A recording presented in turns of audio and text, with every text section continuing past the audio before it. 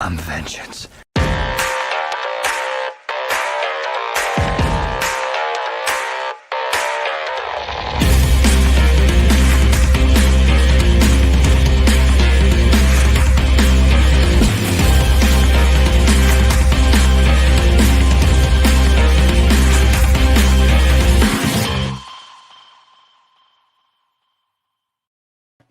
Welcome back, everybody. This is Mark 109 of the Super Civil Servants Podcast. My name is Greg, the Bad Daddy 52, and folks, Young Justice, Titans, Stargirl, Doom Patrol, the Batman trailer, Black Adam footage, the Flash footage, Shazam footage, Peacemaker footage, and more. It has been a DC orgasmic day. I'm telling you, DC is giving it to you face, neck, and chest today. It's pretty intense, and I got my knee pads out, and I'm filled with in a room filled with heroes to talk about all this stuff. We're going to discuss all of it. So Sarah's joining us tonight. How you doing, Sarah? I could be better. I think I'm like super tired. I just need like a day off where I can just sit on my couch and do absolutely nothing. Is tomorrow a day where you can do that other than watch Panthers football? Well, I know we got to go get pumpkins, so maybe we can get pumpkins, and I just want to sit on my couch and do nothing.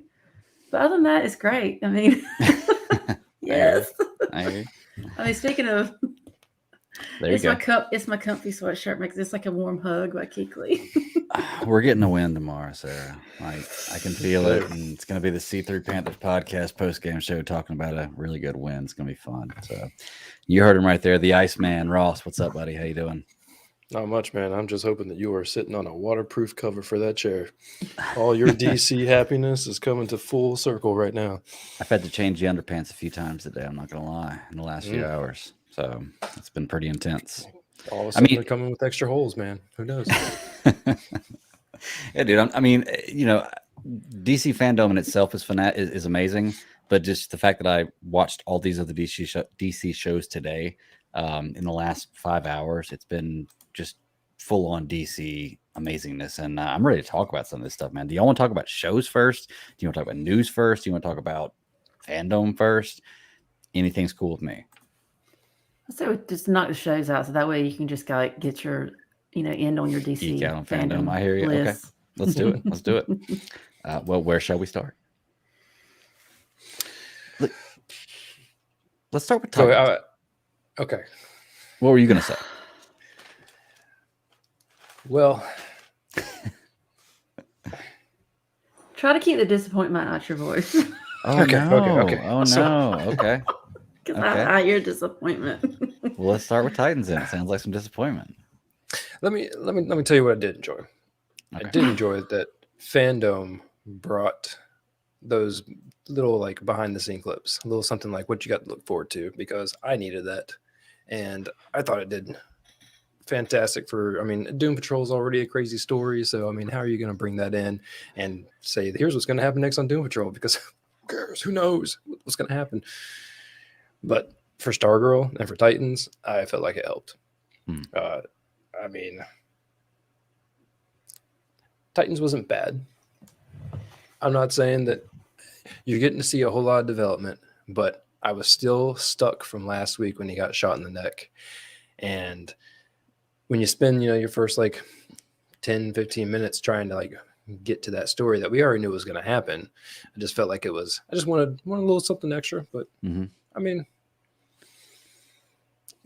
someone else has got to give me something good to go off of here, because I like this show and I want it to keep going. I just want. It's like they give you these little bits that are like, okay, yes, it's good, and then it's like, what did I just see? What is this? It's just, I don't know. The upside is that Crane he may finally be doing what we want. I'm afraid because when he gets all of the totes come towards the end, you're like, oh, it's all of your favorite toys and nothing new. I feel like they could be taking the attitude in the right place, but I worry that they're going to be grounded by their own, their own universe. They're just going to leave themselves kind of stuck there.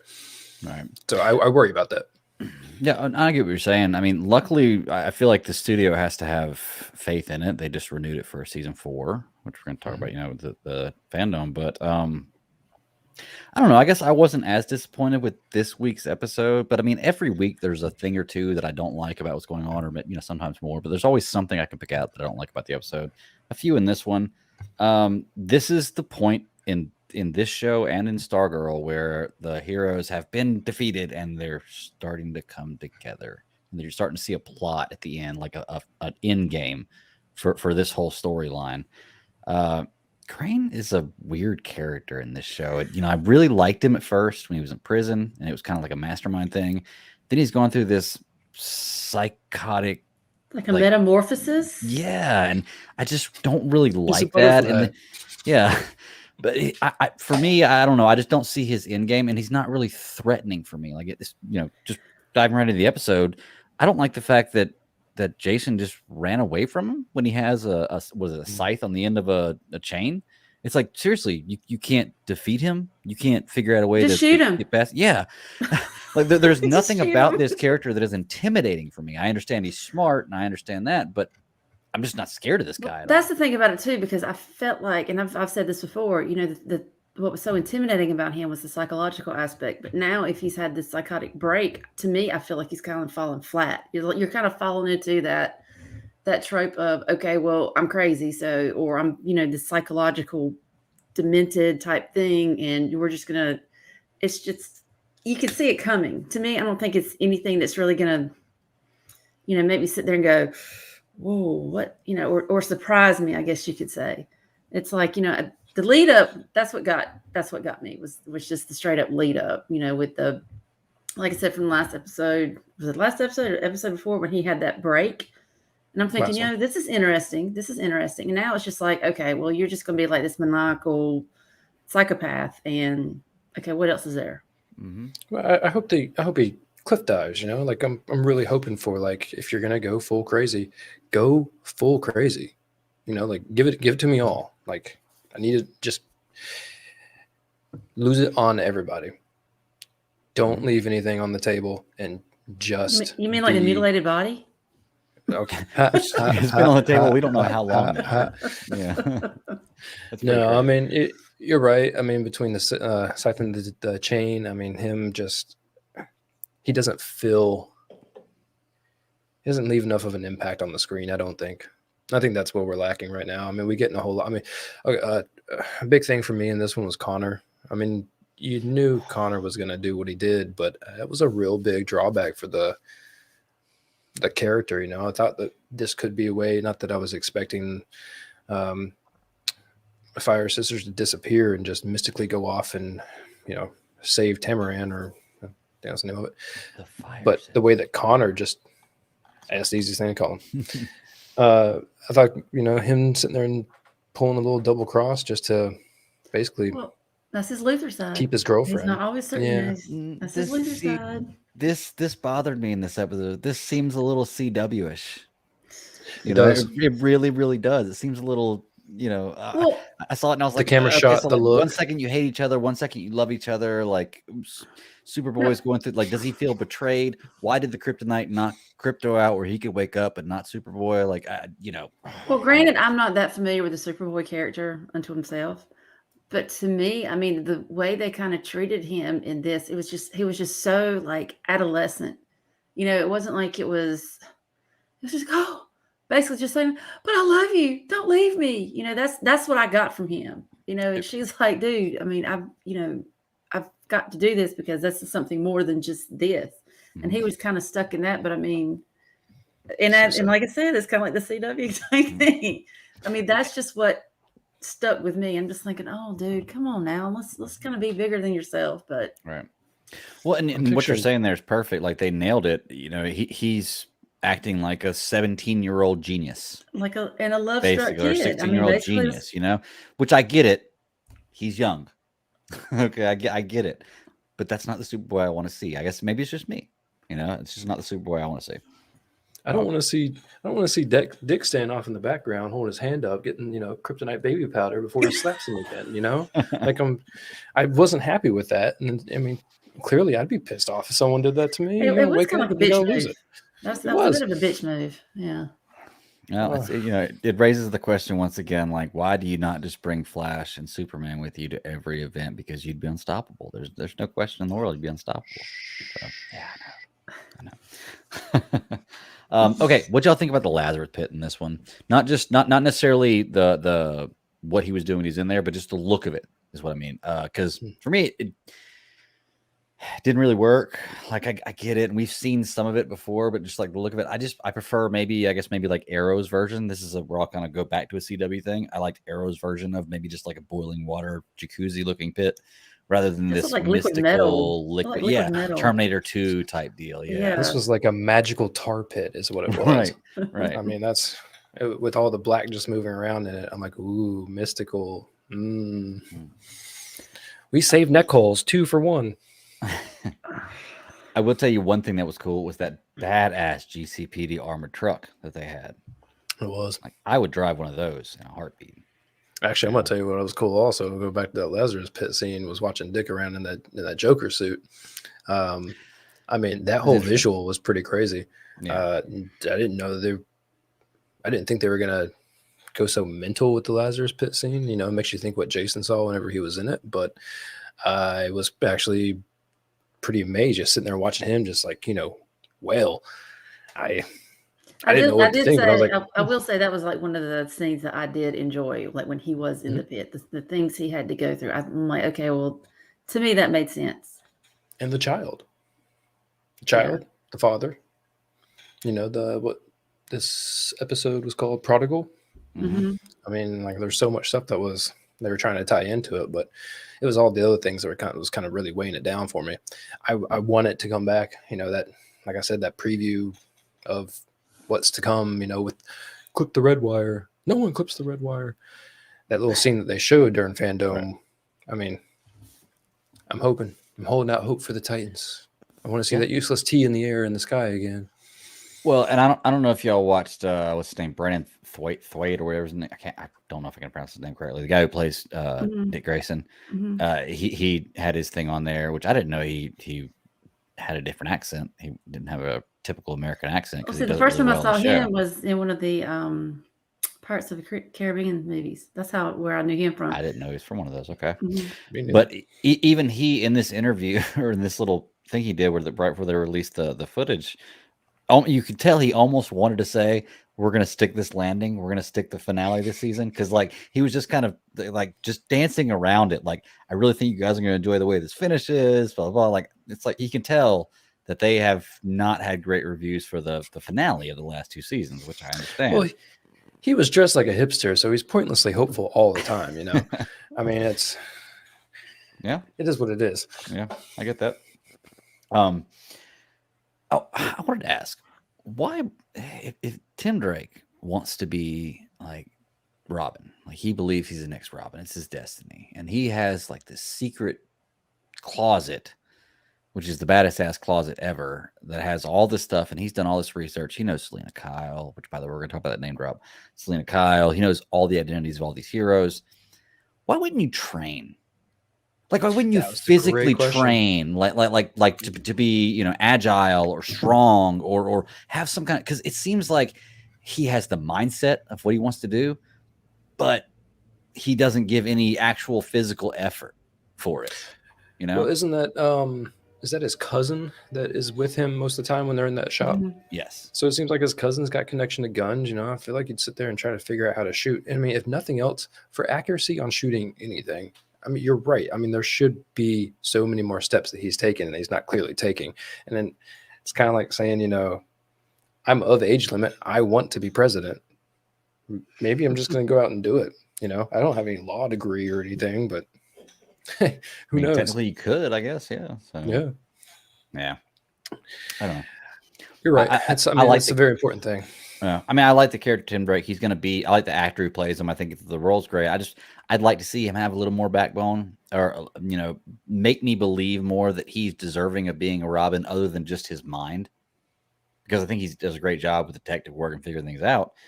Just show me some action. Show me that you can throw a punch. You can take a punch.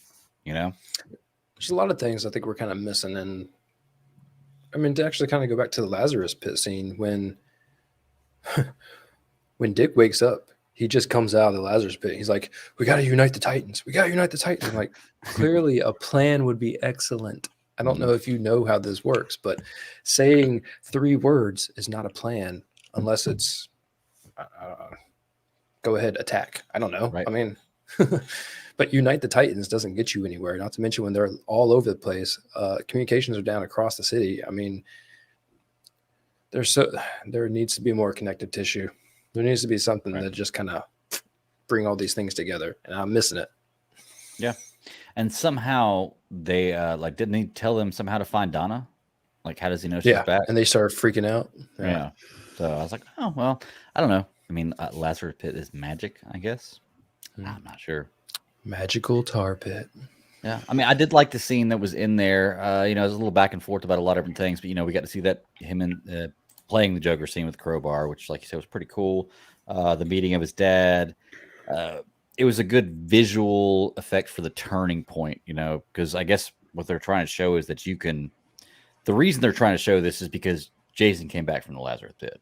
So they're trying to show you that you can make a choice to be good or bad. And if you make the choice to be good, you come back, which gives him the thought or the idea that Jason is not totally bad. And that's the point of that, I'm sure.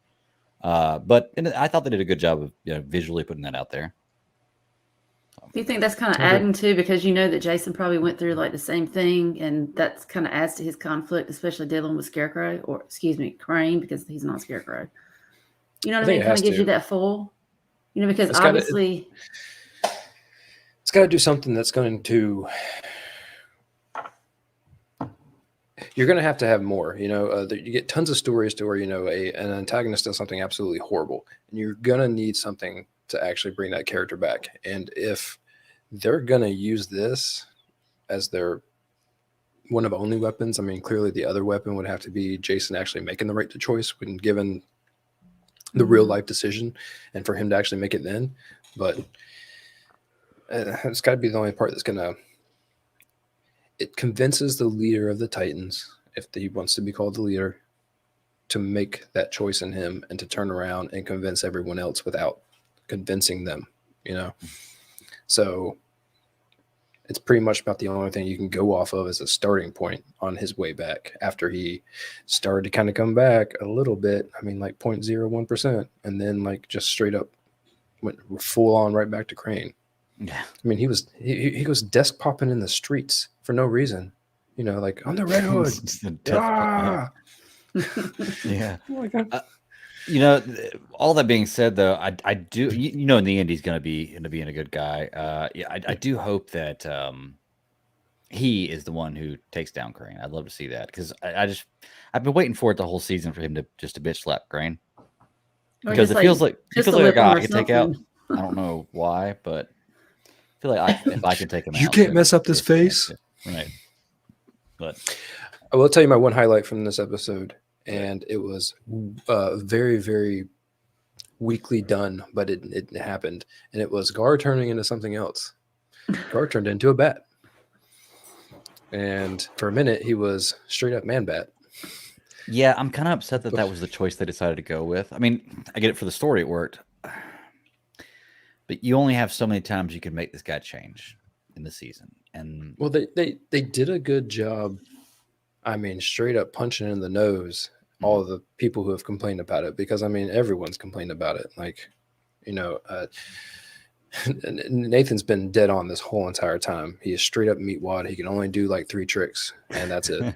Yeah. And I mean, to see him do this, I was less enthralled with the bat as I was him being like, I can do other stuff, but like I have to be like scared, like I don't know how to control it yet, which is good.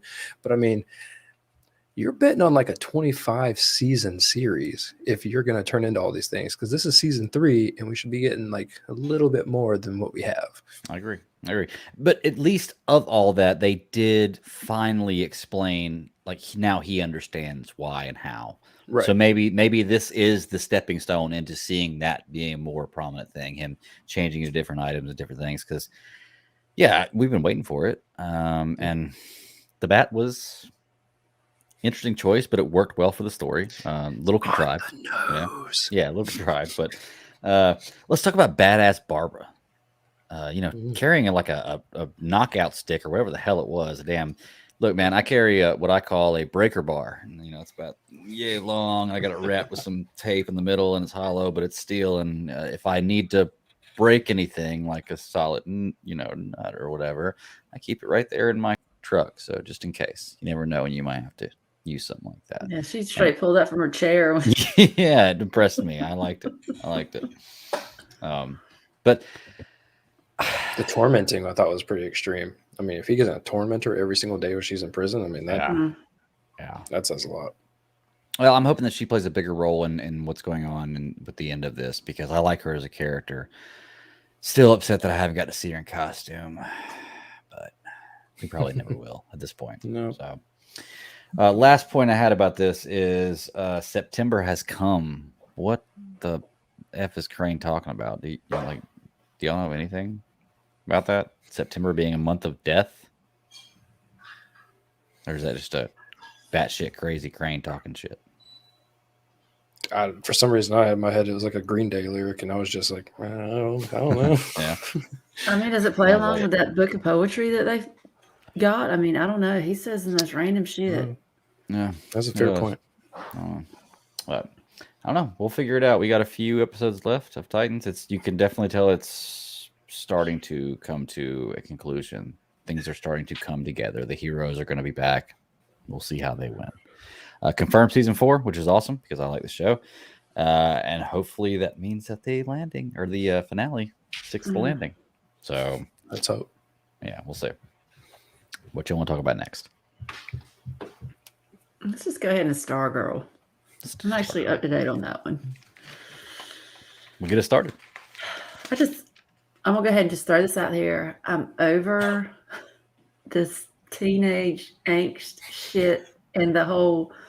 Thank you. I knew you were gonna say that. Oh God, what was it? How did I say that? This, all this righteous shit. I'm like, look, little girl. Yes, he didn't tell you the full story. Get over yourself about this whole shit of, well, you lied to me. Are you telling me the truth now? You don't ever tell me everything. I'm over that. Yes. You're still a flipping teenager. You went flying into it from day one. Yes. Your little asses have been so lucky to this point. Get 'em. You got your asses kicked a couple of times. Get 'em. And you're going to be pissed off because, the JSA, the ones that started all this shit, actually dealt with the one entity that was not human. Oh, and they decided to take a life, but that is the end of the world. Oh right. my God. And you right. didn't tell me about it? How could you? Take this girl full screen. Take her full screen. Just go. Just give me a 45-minute rant. Yeah.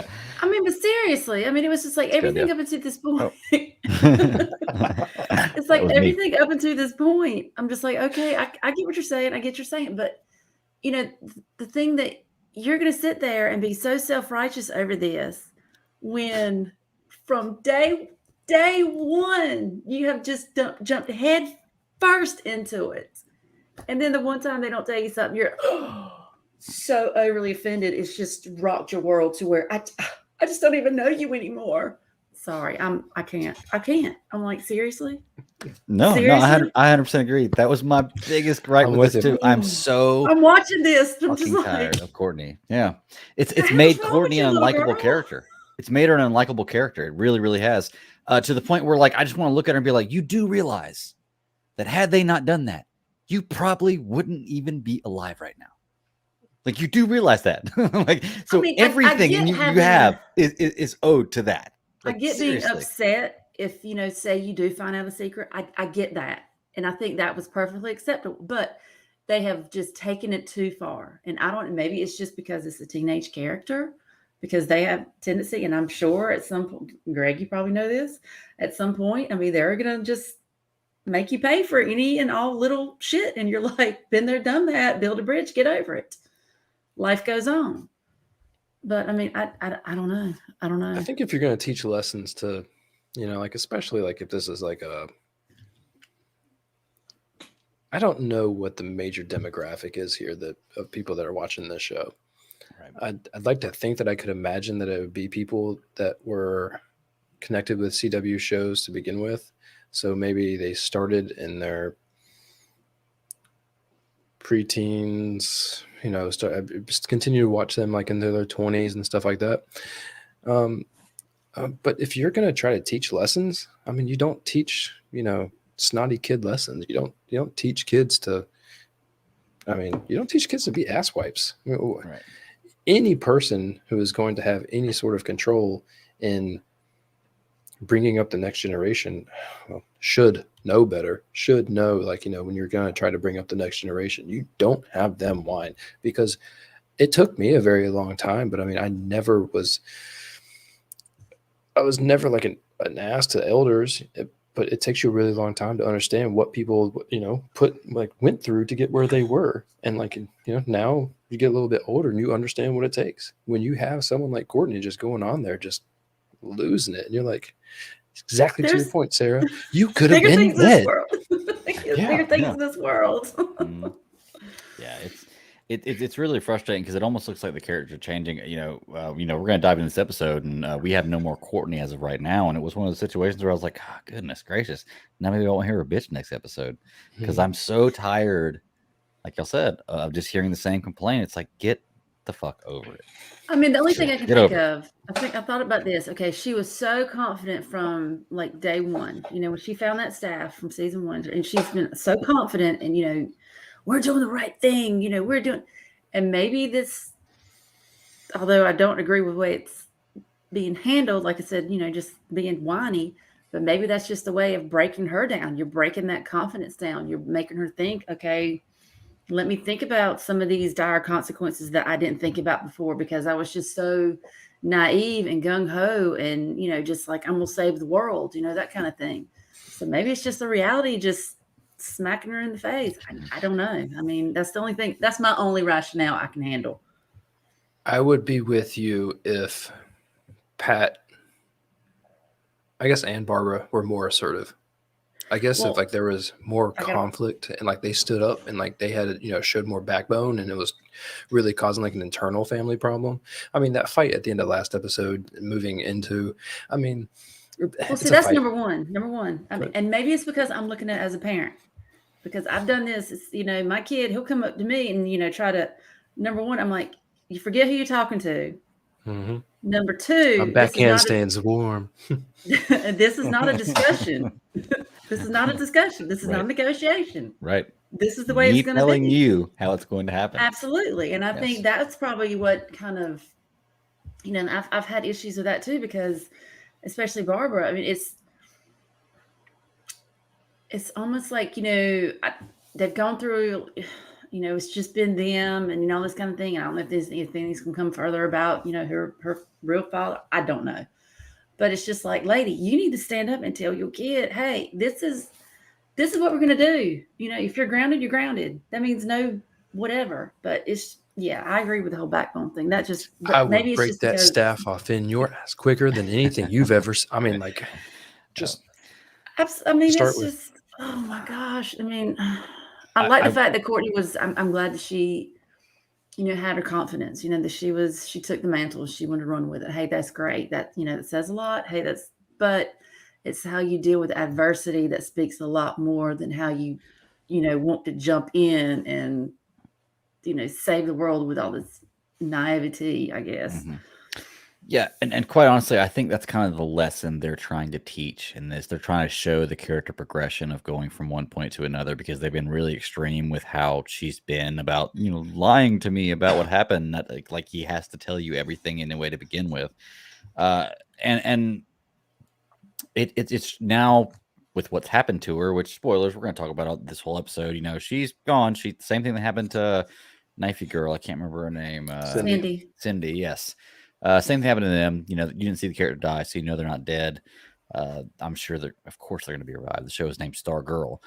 We're going to see a change from her after this. You saw it throughout the episode where in the car ride to his old lair, she wouldn't speak to him. She was upset with him. Then she gets there and she sees the pictures and the photos and all the stuff they've done and all the good they've done, and maybe starts to realize that, hey, maybe this wasn't as bad as I'm making it out to be, type deal. And you're going to see that character progression. That was kind of what this episode was about, I feel. It's just we haven't gotten there yet. But I do feel like we're not going to see a lot more of this whiny Courtney, at least with this topic. Well, let's start from basically where it started. I mean, this episode came with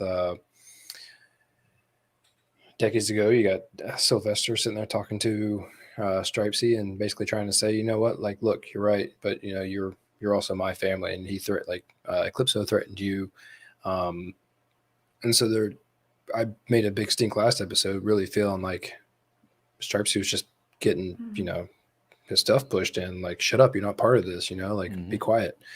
But it seemed like they were trying to counterbalance that a little bit with, hey, here's your deal, like, you don't have the powers, you're not the one like really capable of making all of these moves as much as you could help, because I mean, you are part of the family, you're just not part of the family.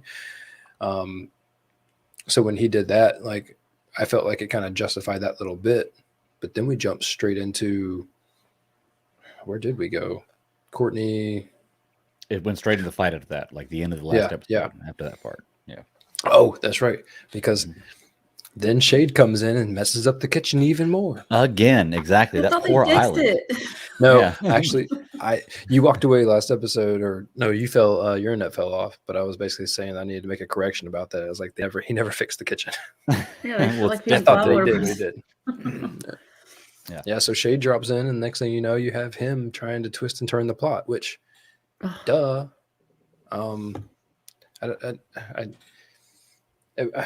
Does it always take that bleak moment to start trusting in your enemies? Even though he may not be an enemy, he's still like a nefarious character.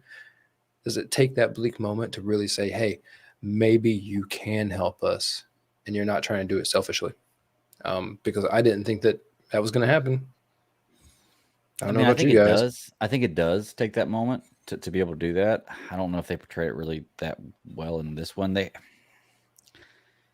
This is a difficult. Shade still kind of did something for his own purpose, his own selfish purposes, because it kind of explained his character a little bit more too. Even when it seems like poor Barb, she always is the vulnerable one, always gets hit by these.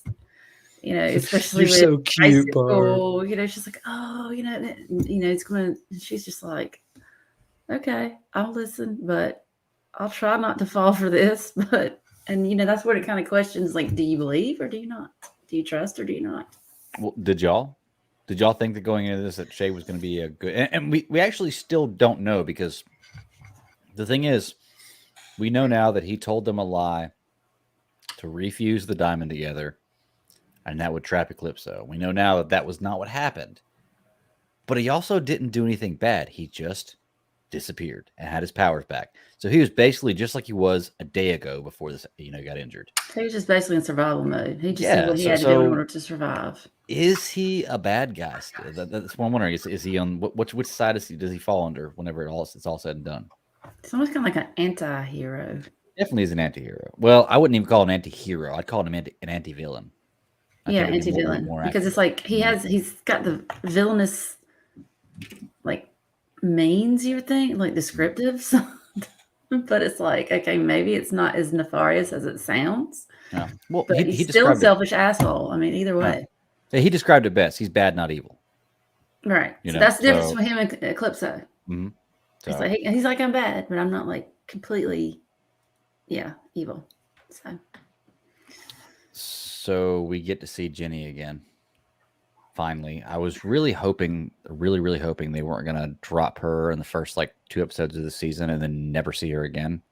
And I'm really glad we got to see that. The story's weird on how we're getting there, but now they have Jenny back, and maybe we're going to get to see Obsidian. That's her brother, Todd Rice. Yeah, or Rice. Is it Rice? Yeah, Todd Rice. So I don't know if we're going to see that this season, but it'd be very interesting because they're bringing a lot of characters with a lot of powers in. Oh, that hospital wasn't that some weird shit? That was something especially different. Even with the head nurse and what she was wearing, her uniform. Like, well, the head nurse, just so y'all know, that actually was the Helix Hospital. Remember, and there is that's a like a super villain team up. Is Helix. And there's a lot of characters they're introducing. The guy she was talking to is Mr. Bones.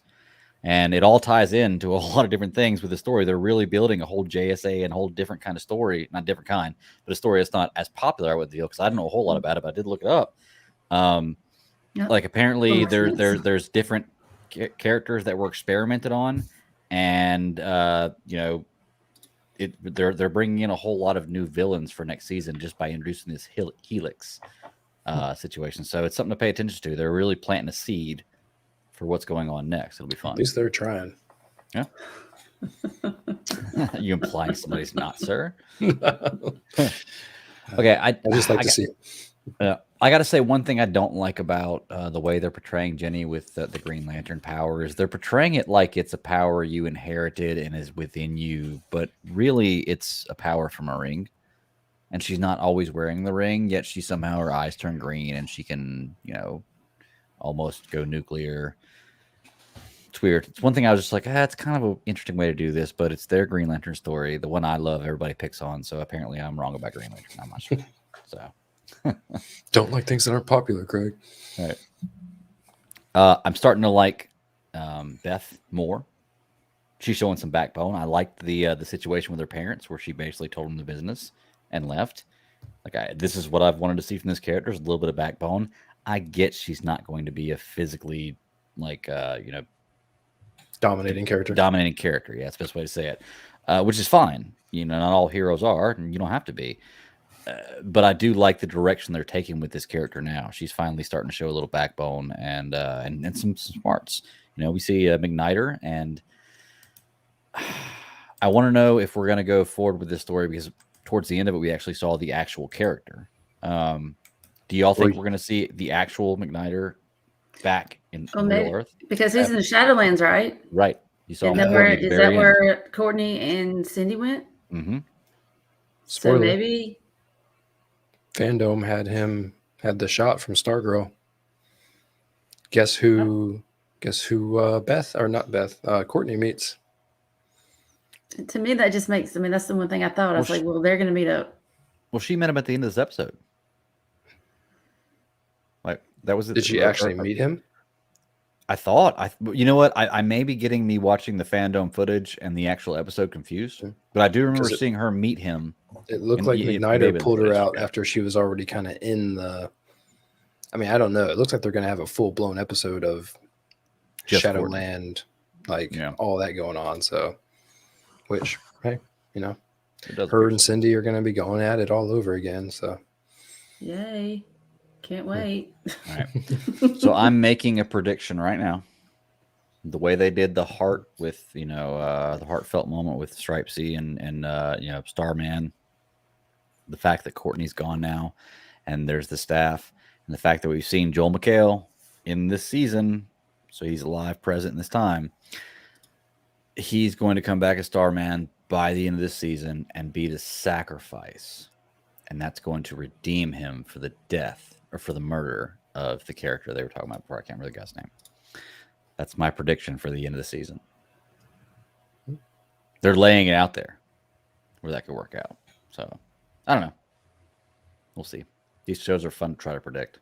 But do y'all have anything else you want to say about Stargirl? Want to bring up? I've just gone through my bullet points here. We got Rick still in the slammer. Selling him apples. Let's talk about that. Some apples. What prison cell has a window? It shows him in there. What prison cell has a window that's open? Exactly. Seriously. That kind of blew my mind. But try to add logic to a comic book show, and you're really gonna mess it all up. That's right. Exactly. Everything's gonna be unbelievable then. Talk about more logic. All of a sudden, Mike knows how to do all sorts of mechanic and electrical wiring. It only takes a week to learn that stuff, man. Well, I don't know what school he's going to, but I'd like to go. Same thing as Legos. You just build it. Is he going to be flying Stripe by the end of the season? No, he's probably going to be having his own little one. He mystically built in 2 weeks. Stripe with a Y, STRYP. Yeah, Stripe. There'd be an asterisk in there for no reason. It's a new way to spell it. It's cooler. Yeah. You got Thunderbolt. Yeah, you saw a little bit of that. Yes. Gumdrops, right? Yep. Gingerbread Straight up house. gingerbread house. Raining Gumdrop, Gingerbread House. That's pretty crazy. Yeah, you could throw Jim Gaffigan in there anytime. We didn't actually hear any voice on this one, but well, actually, did we? We heard a little bit, I thought, but it was just like a background phrase. I can't remember, but I don't know. There's some Jim Gaffigan dialogue in there. I like it. It's gonna be fun. So, but yeah, Stargirl continues to impress. I'm excited to see what happens with the rest of the season, and it's gonna be a show that continues. I'm sure. I just hope they don't go full CW with it. I need to see this be the end of Courtney and her distrust. I don't want to ever hear, I don't know how I can ever trust you again, or can I believe you again? It's like, I'm telling you, I'll go off again if I hear that. I'm telling you. Yeah. It's like, you want to know how you trust me? You woke up in a house with a full belly, like that's how you can trust me. So, but yeah. All right. So cool. Well, let's go on. Let's go to a show that I have absolutely no fucking idea what's going on with. And you know what I'm talking about. It's Doom Patrol. What the hell, man? Like, what the hell is going on with Doom Patrol? There is no plot line you can grab and like hold on to and see an ending to the season. Like, it doesn't seem like there's a villain. It doesn't seem like, it just seems like a bunch of stories of a bunch of different people that somewhat tie together because they know each other, but don't mean anything. All right, so here's what's going to happen. I'm going to need you to look one way, and I'm going to look this way, and we're going to do a little confession here on SCS podcast. It seems like everything's just split out into these separate vignettes because, I guess they'd have just so much chaos with them being together. Now it's like, okay, well, let's just try to split them apart and see if we can pick out how you became so screwed up. Because it just seems like everybody's trying, especially like with Vic, he's trying to figure out what was the question? Not the who am I or what am I, but he's trying to figure out himself. So, he's trying to split the Vic versus the cyborg. Who am I really, or what am I? And then Cliff, I don't know what in the hell's going on with that dude. Yeah, I'm like, don't click it. He's an internet black hole. That's what he is. He fell into an internet black hole. I mean, it's. Where did you get the keyboard from for those? Yeah, he fell into an internet black hole. I mean, come on, it happens, man. That's why you don't click pop-ups. But the one thing I will say that I liked about this episode is I liked how Larry finally stood up to his kid, because his kid, his son, it's kind of weird to say his kid because it's a grown man, but right. And he's like, his son's like giving him all this shit. He's like, you're not a father. You and him. He's like, look, let me tell you something. He was so right. I never chose this. This shit happened, and I'm so damn sorry if it just came that way. But these are the reasons I did what I did. And if you don't like it, I'm so sorry. Get the hell out. Mm-hmm. So he was over, and maybe that's just part of what everybody's trying to do. They're just trying to grow. I mean, same thing with Jane. Having Kay, let her go to the surface. And there's something sketchy going on with the rest of the subs down there because they're just. I think they know if Kay heals, if she grows, they're going to become obsolete. Mm-hmm. Because why is she going to need them anymore? Yep. Goodbye to the underground. And that's the problem. They feel threatened. They're like, okay, well, if they don't need us, and if she doesn't need us anymore, then we'll, cease to exist. So I really didn't think about that before. That's a very good point. That was something that was very key because, if there was more than one that was going to actually make it out of the underground and something like that happens, it would be Jane. And so Jane and Kay, meaning where I'm going with that, clearly you're going to have Kay, but I mean, you're going to need someone there to really kind of, I guess, usher her along since she still is a child. Mm-hmm. But everyone else pretty much disappears. Yeah. Well, I mean, it would basically be Jane is the person, and then Kay would be the child inside her, like we all have a child inside us. It's just Jane would be the one in control. Yeah, it's kind of crazy how that would work out. Well, I mean, you're seeing Kay, you're seeing her heal, you're seeing her mind starting to heal, right? Because the way for her to handle that trauma, that's when you broke off into all these different personas, and now just the one thing, because she went after shoes, but then she came back with a bike, and I mean that was that is a good way of seeing, a kid grow, because you're venturing out, you're doing more things, because she's always been sheltered. So the fact that she, Right. Interacted with another adult that wasn't, and she wasn't afraid. It wasn't like immediately have this, fight or flight type reaction, and that's basically, I mean, that's just what I got from all the others, because they're just like, oh my God, we feel threatened. This is idle threats. I'm thinking, oh, this is about to get really interesting now, because they're all going to fight amongst themselves. No. And I did like, comes up and she's got the bike and she's just like, thank you. Did she totally steal that bike though? Oh yeah, pretty much. She just stole that bike and didn't even end up getting a pair of shoes, from what I can tell. Well, I mean, she got wheels. Who needs shoes when you got wheels? That's true. I did like the way they portrayed that, though, of her kind of looking through one of those viewing binoculars you see at like top of a skyscraper or a mountain or whatever.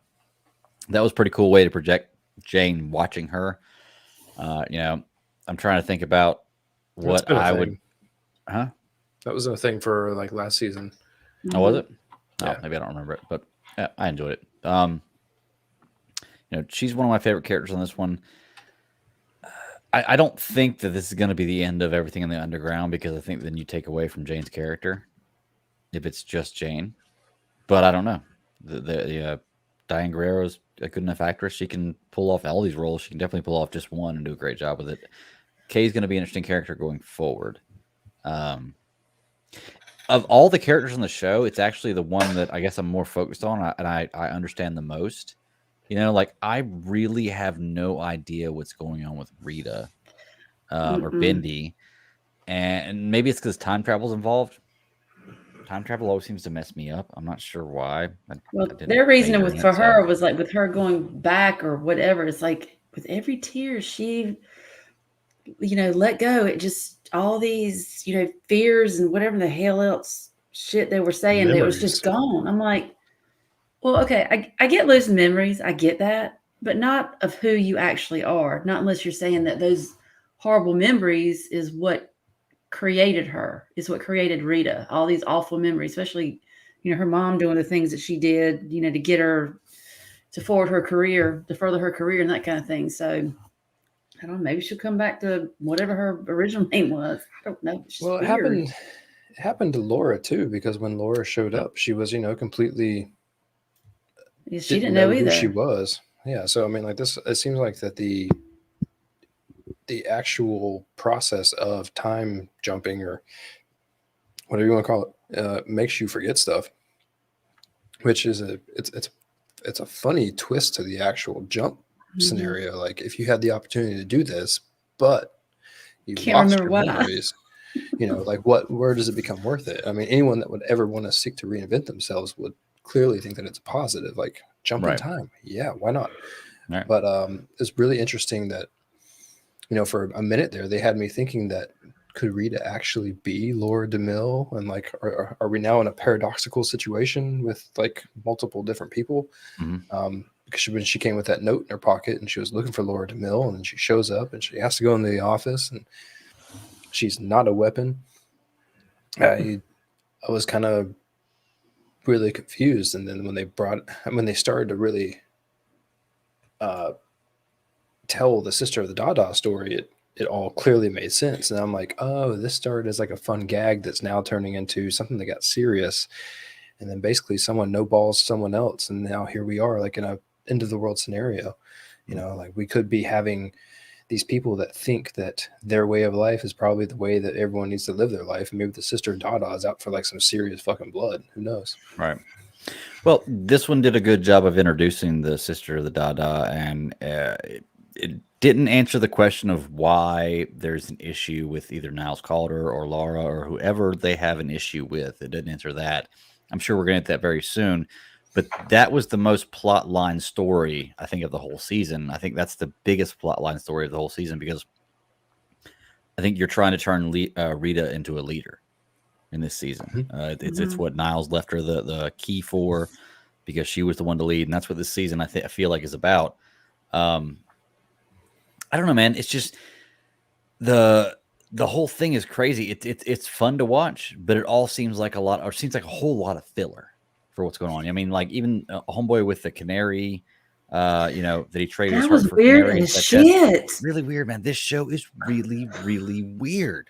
But I think it's my favorite show of like any of the ones that well, I mean, Lower Decks is completely separate, but when it comes to like all these DC shows, this one is my one because I don't have to worry about it. I don't have to make sense of it. And even though like it's trying to tell a story, it gets there eventually. I'm not looking for flaws. Like anything that's a flaw, like having a bird in your chest, does it make sense? Hell no. Well, that's the thing about it. Doom Patrol is basically a flawed group of people. And it's fantastic TV. I'm not afraid to say interesting. it. I will say every scene with Cliff Steele in it is hilarious. He sat in front of the desk the whole entire episode. And I didn't even feel bad about it. Yeah. He's selling his roommate stuff off. You want to date with Cyborg? Come on, get Robot Boy. Talking about selling his own DNA. Yeah. He's sitting there having a serious conversation with himself about it. Like, no, this doesn't make sense. I should not do that. Why would I do that? That doesn't make any sense. Screw it. Do it. $50,000. I need more money. My cam girl's going to survive. Ginger. You got to have Ginger, right? Okay, so, Cliff's on clarity we were just talking about. Did we learn that Laura is a transmorpher, I guess is that we call her? Somebody who can mutate into a different person? I consider her one of them, but I think we already saw her turn into Rita. Mm-hmm. Did we? So we saw her in that. I just missed that. Okay. Well, see, the very first time when we finally first, we saw her, she turned into Rita, and then she turned into that other girl as well. That's when she came in. So we've seen her do it a couple of times. Okay. This is like the third time. Oh, that's right. Right off the bat. Yeah, you're right. Okay. But yeah, this show, it's like I said, it's definitely got some kind of storylines going forward. I don't think we're going to see anything else with Dorothy in this season. I think she said goodbye at the beginning of the season and she's gone. They haven't done anything of tying her into anything going on. So I think that character's gone for good. Larry Trainer, I think they're setting him up for a big next season. I think it's kind of what just from what I can feel with this. He really, really touched me. I was thinking about him talking to his son when he kind of gave his son the business. The thing that got me the most was when he said, could you imagine what it's like to not touch somebody for 70 years? Mm-hmm. Like, could you imagine? Like, not just somebody, most things in life. Anything, like, anything really. Like, except for what's in your room when you can take your bandages off. What it's like to not touch anything. Like, oh, man. It's a torture. That gets you right here, doesn't it? It does, man. Like, it would suck. It would suck so bad. That would be such torture to not be able to touch or feel anything for that long. I'm going to reference you to Rogue from the X-Men. We grew up with this. I get this. Well, she could for a minute, but then she'd like just suck everything. She would just. Right. So technically, she. I guess he could too. Yeah, I guess he could too for just a minute. But same kind of concept. But yeah, this show is definitely a what the fuck show. I enjoy it. Day one. I enjoy it. It's just that I think you're right, Ross. I think I just need to go into it just expecting to enjoy scenes with Cliff in it. Zero expectations. Yeah, zero expectations. Although I'm still, the cyborg thing is bothering me because I'm looking at it this episode and I've never liked the look of Cyborg in this series. Just never have. I like the actor who plays him. He does a great job. Too much like an action figure. It looks like a Kmart Halloween costume. He looks like seriously, figure. If your body was fused with metal, would you have an exact perfect hairline where the mask that you're wearing stops? I mean, it just, I don't know. I just feel like the costume could look better, but I don't know, man. I'm trying to figure out what this character is going through. Like, what is this character looking for? Skin. Yeah, I guess skin. I mean, that's where he went. So yeah, he's just trying to correct himself. Yeah. Well, we'll see. I guess this was episode 6. Mm-hmm. So we're at. Was it 6? I believe it was 6. Mm-hmm. Yeah, that's what I wrote down. So I hope I'm right. Very well could be wrong. I updated that. 1917 is what it was called. 1917 Patrol. 1917. That's right. All right. Well, y'all got anything else you want to say about that one there? I did like when they actually added in the Poker Face song when they were all dancing. That was very like what was that movie? Very piffle paffle. Yeah, there you go. Very piffle paffle. That's what I said. I thought it was just enough. You know, I when we started talking about Titans, I did not like some of the song choices that they made, even though like I am a big fan of bringing like current culture into television shows when like necessary, or available, I guess would be the better word. But I mean, I thought that was like just enough to kind of have fun with that whole little scene. The sister of Dada and to act like it looks like a little crazy. It's from the clearly 1917 era. So I thought it was a pretty good, not deep dive, but dive into the past. Yeah, without getting too crazy and making it seem like it was just too complicated to follow. Yeah. Well, that song, the Poker Face song, is one of those just perfect songs. Like you can play like any Justin Timberlake song, any Outkast song, any there's a few more bands that are like that. Any song they play, and it's just a great choice for that music because everything they do is great. But yeah, there's that song specifically. I can think of different movies like Percy Jackson in the first movie. Like just that's a great party song scene. I don't know why. But yeah, you're right. The music choice for this season is very, very good. So that little bit that they were doing before they led into that song I was like, I don't know what's going on here. This is starting to get like really weird. We're just saying random things like mountain, mount, mum, ma, meh, meh, ma, meh. I'm like, I've seen this before. Like Family Guy does it like every 6 episodes. But then they started to break into it. I was like, oh, okay, whatever. It's a little weird, but I guess that's where we're going. But that's it. Sorry, I didn't realize my mic was muted there. So anything else you want to talk about Doom Patrol? All right. No, man. My daughters are arguing, so let's talk about Lower Decks, because that was the one that I didn't watch this week. Both of y'all did. So Sarah, you want to start us out with Lower Decks talk? I'm going to go break this fight up and then be right back. Be better than Pat, man. Be better than Pat. I will. I'm gonna stand your ground. Yeah, that's right. That's right. Go ahead, get us started with some Lower Decks. This one, I didn't really know what to expect. I mean, I was like, is it another crazy one? And it was another crazy one. I saw something in this episode I've never seen before, never even thought of. So it was funny because after that, it's like I like to go on Twitter just to kind of see what other people's reactions are. And man, I saw some reactions. I was like, really? Y'all are going there? So basically the fact of... were they negative? Or were they just like, okay. It was kind of just stupid. I'm sorry. It was a reach. I thought it was a reach around, but anyways. So, popping all the plating, which is like the outer hull. So therefore, in essence, the Cerritos is naked. So a lot of stuff on Twitter, I saw everybody was going back to, what was it, a couple episodes ago where, they had when we saw Boimler in a provocative little, so now they're like, oh, so this is what Trek has become.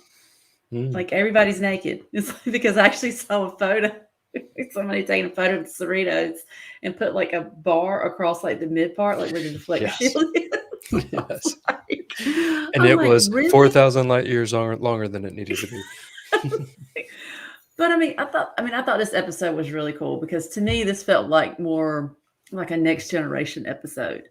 It seems like it had more, because you actually had, something actually happened. You actually had a story from a beginning, a middle, and an end, right.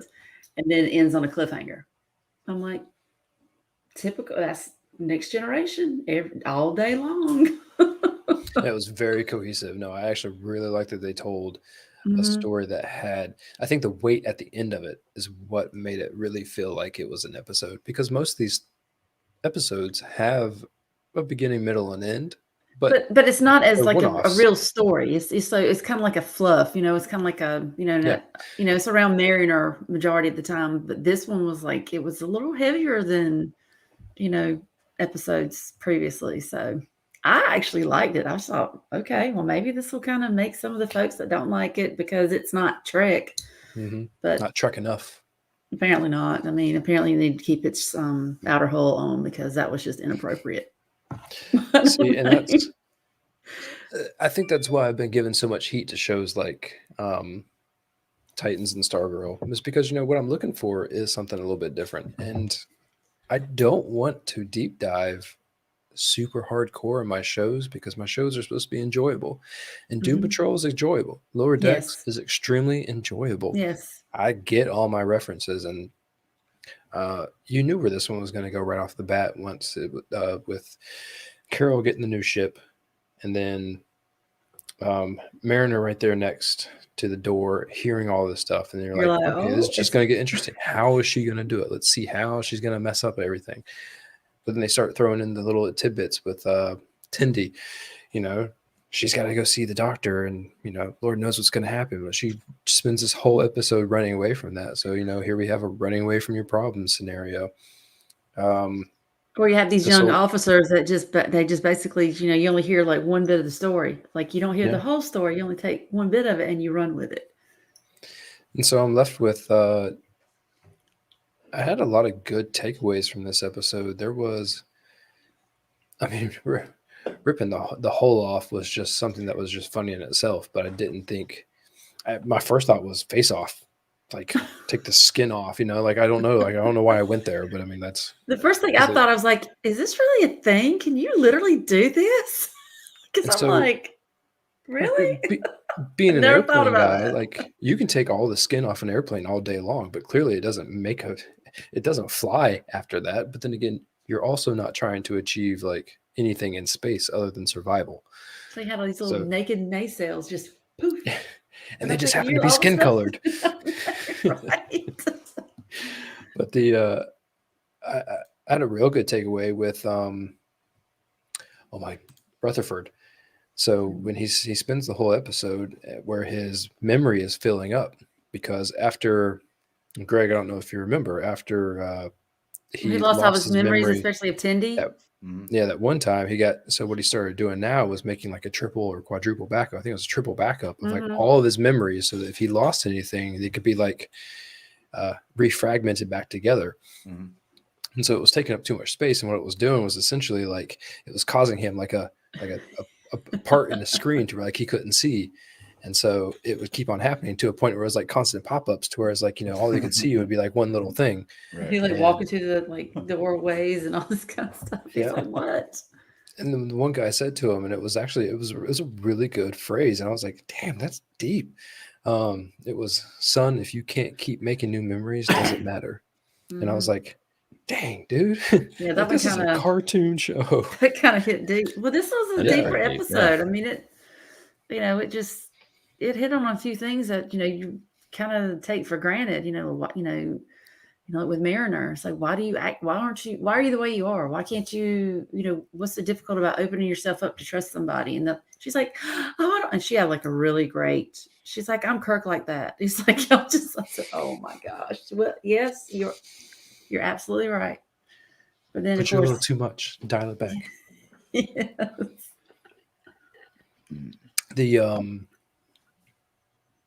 But then they ended with the damn Packlets. Yeah. Damn Packlets. Oh my gosh. The lazy ones, right? The pig-looking lazy ones. Yes. Yeah, yes. Well, go ahead. You want to tell the whole twist at the end? Well, you know, you finally get to this point. Okay, they got through the crisis. You know, they rescued the Archimedes because what was that, like a dreadnought class? That thing was huge. It was humongous. No, yeah, it was. I mean, it was. Yeah, that was a pretty. Yeah, I don't even remember whatever. But they saved them, and then they had their first contact with. I can't even remember the race, but apparently that was first contact. It was first contact. Yeah. So yeah, they ended up partying and have a good old time. And then by the time Starfleet gets there, Starfleet representatives get there to talk to Captain Freeman. She's already decided. She's like, you know what? She's like, whatever they offer me, I'm just going to decline it. I want to stay the captain of the Cerritos because this is the best crew in Starfleet, blah, blah, blah. And so then she walks in there, and next thing you know, they're like, oh, yeah, well, you're under arrest. And she's like, what are you talking about? And what was it for the destruction of what was it, the planet, or was it just because there was like a big old hole in the planet itself? Yeah. So when she was on the Packlid planet, like 5 episodes ago, I don't remember when it was, but they basically took a whole bunch of that footage and like somehow one of them has to be smart enough to stitch something together. And then there's a big problem, or maybe they blackmailed her. I believe they blackmailed her to just take the blame. So like the Federation is the problem of why the Packlids massive part of their planet blew up. And there was really nothing more to that. Like, there wasn't like a whole in-depth story, which is, the cliffhanger, that's where it left you at. You're just left thinking, you're left knowing that Carol didn't do anything because it happened the same exact time that they were saving the other ship. And so like, that wasn't new. Like, it didn't come out of nowhere. They even said that during the episode, like, it just happened and we are now arresting you. She's like, I was just saving the other ship. So I think it was like she was in collusion with like the Klingons to give them. It was something along that, because I remember hearing something about the Klingons, and that's when they were showing the photos. So it was almost like she was, I think, like collusion, because one of the other, I think it was the Klingons that gave the Packlids the explosives, because remember they're like, it didn't go boom again. The bomb. Yeah, exactly. So somehow it's being retold or rethreaded to where it's bringing Freeman into it to show that she's guilty of, like I said, working with the Klingons in order for this event to happen. You watch. It'll be that lower deck Klingon who took his own ship. Like, you watch. It'll be that full. Which, ironically, I'm going to bring up a point that... So I started watching Discovery Season 3. I got through like the 4th episode, maybe. Fantastic.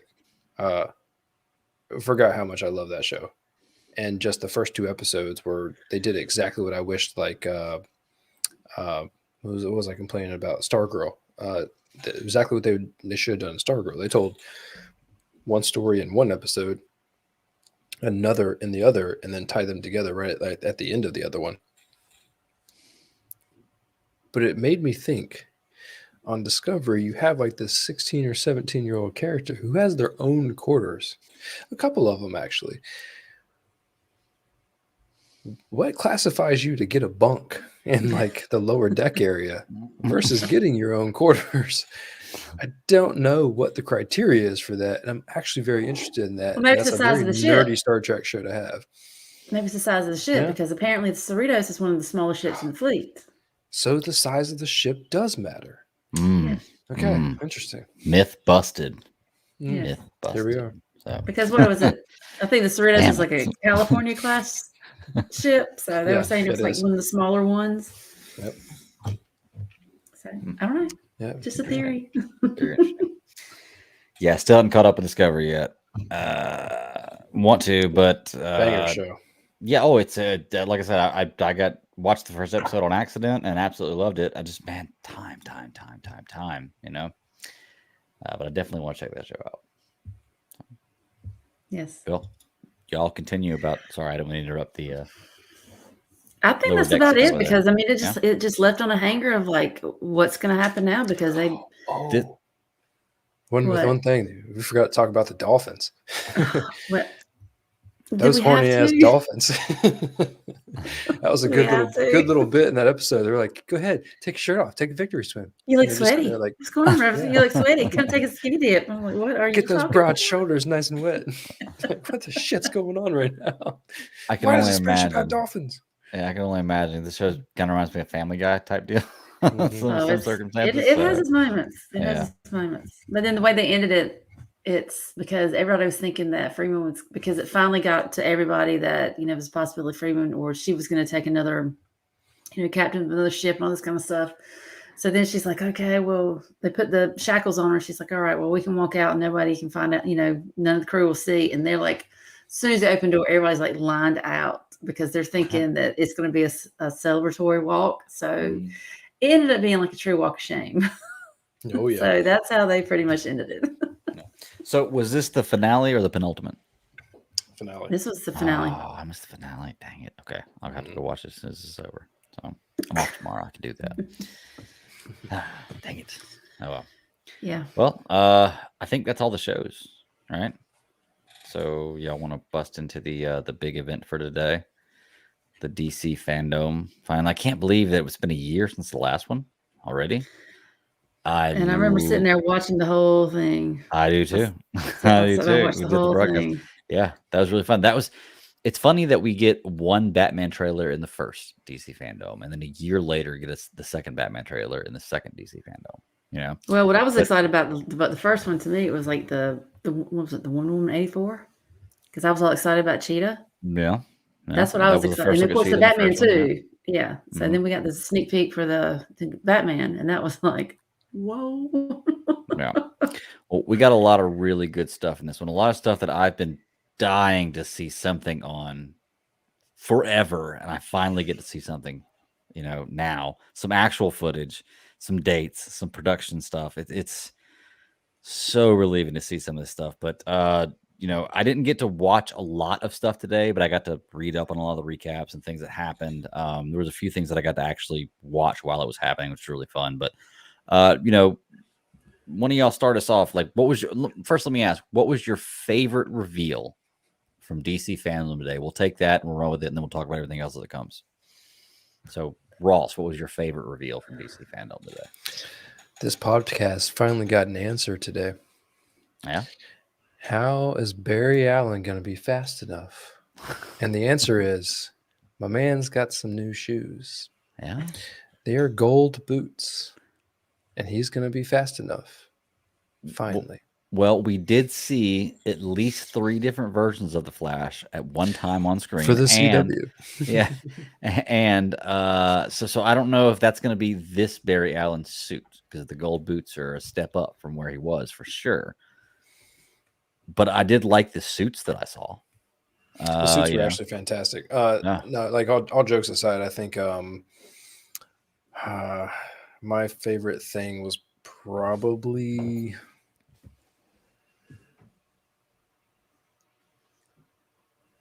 because I haven't seen anything and it's taken so long, was the Black Adam. Like, I love that little itty bitty bit that we got, that little teaser, because I was like, finally, I just wanted to see something. And I just needed a little bit.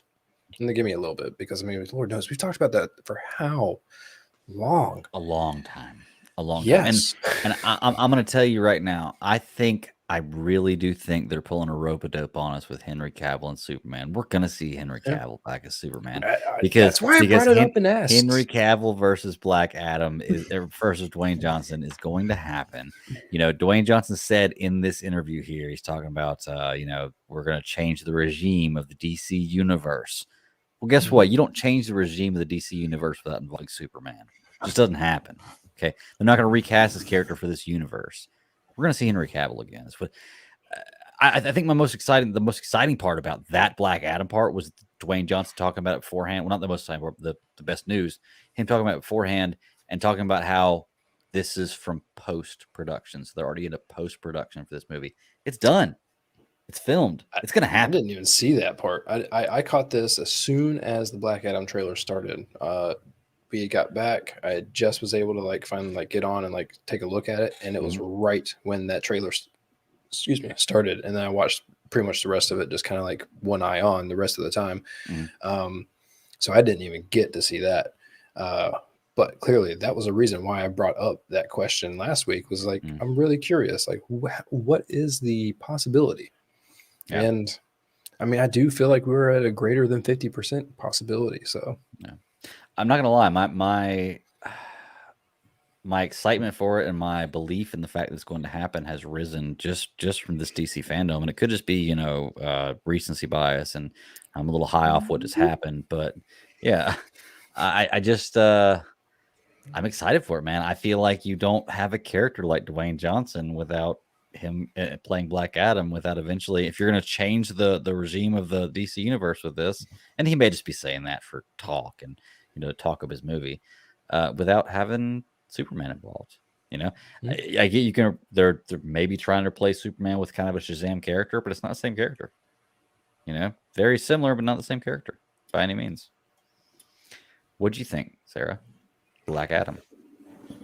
Well, I did get to see the trailer. Like I said, I didn't see the DC fandom part of it, but just watching it, I was excited just to see it too. I mean, because I've heard The Rock talk about it, saying, okay, we're gonna do this, we're gonna do that, and how awesome it's gonna be. I'm like, okay, that's great. It looks sick. I mean, it's just like, oh my god. I mean, it's gonna be nuts. It's gonna be nuts. Yeah. Oh yeah. I look at teasers. I'm thinking, yeah, it does tease. I try not to read too much in it because I'm like, okay, I've got this. I've got this. I see your vision. I see this. So now I'm ready for it to kind of flesh out a little bit more. So hopefully in the next few months we'll get a little bit more on that. Was it given a release date? Was it July? 7/29/2020. Okay, so that was the one that was in July. Okay, so I mean, we're not that far from. We're not that far. We're less than a year away. Exactly. It's gonna be really cool. Yes, absolutely. Hey, so if y'all haven't gotten a chance to watch like the DC Fandome part of it before the trailer, you should really check it out. I'll send you a link after we get done to the stuff that I watched. It's pretty amazing hearing him talk about it. Pierce Brosnan is going to be playing Dr. Fate, and he's talking about how with all the 007 movies he's done and everything he's been in production so far and all the movies in his life, he's never seen something like on this level with like the choreographed fighting scenes and like how happy they're doing this, which is a big thing to say from an actor that's that big, They dropped Hawkman, Cyclone, Dr. Fate, Atom Smasher. I mean, we've known these characters before, but it's just cool to actually see it. And all these characters that were playing these roles are all commenting on what's going on. And then of course they say there's the top, Dwayne Johnson, and Dwayne Johnson takes over and they start talking about it. It's a really, really fun watch. This movie's going to be great. I'm so excited to see how they're going to tie this into. Yes, I want to see Dr. Fate. I want to see Dr. Fate in his own movie, but it also depends on how well they do in this movie with it. I don't think that first. Like, let's just see a little bit here and there, then let's really build him up to give him his own platform. Right. Yeah.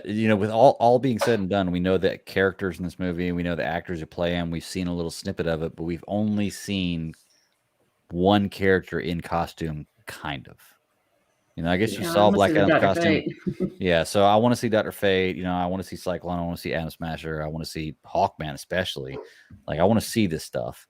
I have no doubts this movie's going to be really good, but I'm insanely excited for it because I love Dwayne Johnson as an actor. I think he's really progressed throughout his years as an actor, from Walking Tall to where he's at now, which I thought Walking Tall was a great movie. But you can see his Be Cool, man. That's all I can ever think about. Him in his red cowboy boots slapping his ass. But man, it's gonna be really fun, man. Like, I'm so excited to finally see some Black Adam footage. Know this is coming. Well, we touched on it a minute ago. Actually, we talked about Flash, his suit. But what did y'all think about? One, it's cool to see some actual footage of Flash in production. The Michael Keaton Batman. Oh, kind of cameo tease they gave you there. Favorite part of the whole little thing. I mean, I've been so lost in like the little, because once again, I mean, I'm not going to say this negatively, but like all of these DC stories have taken so long to really like come to fruition. And I hope that they don't take any longer. But I mean, like the Flash story too has gone through so many ups and downs. Seeing Ezra Miller right off the bat, like out of costume, talking about or giving the lead in to the trailer, I was like, ugh. Be happy about it, dude. Be happy about it. You're not happy about it, man. Like, if you're trying to do like a play or something, like someone gave you the wrong direction to go. Be happy about it. Right. So when they jumped into it, I was just really kind of like, everything. We didn't see any bit of the Flash being the Flash other than like wearing the suit. But the Batman cameo, and then of course the silhouette of the Batmobile under the sheet. I mean, like that's what I was like. Oh, I'm here for that. I mean, obviously that's what I believe it is. But you just saw the sheet get pulled. You didn't see a. Well, I guess it would be a silhouette kind of cameo underneath the sheet. It's got to be the Batmobile, right? Unless it's a cosmic treadmill. I mean, I don't know. If I don't see shots of it, I may not go see the movie. Like I need to see give me just a something. You want the Tim Burton Batmobile, like Yeah. the one we all had, like that came in shampoo bottle shapes whenever we were kids, and everybody had yeah. I want to see some fins, dude. Yes, exactly. That's exactly right. Flames that come out of the back. I'm down with that. I'm definitely down with that.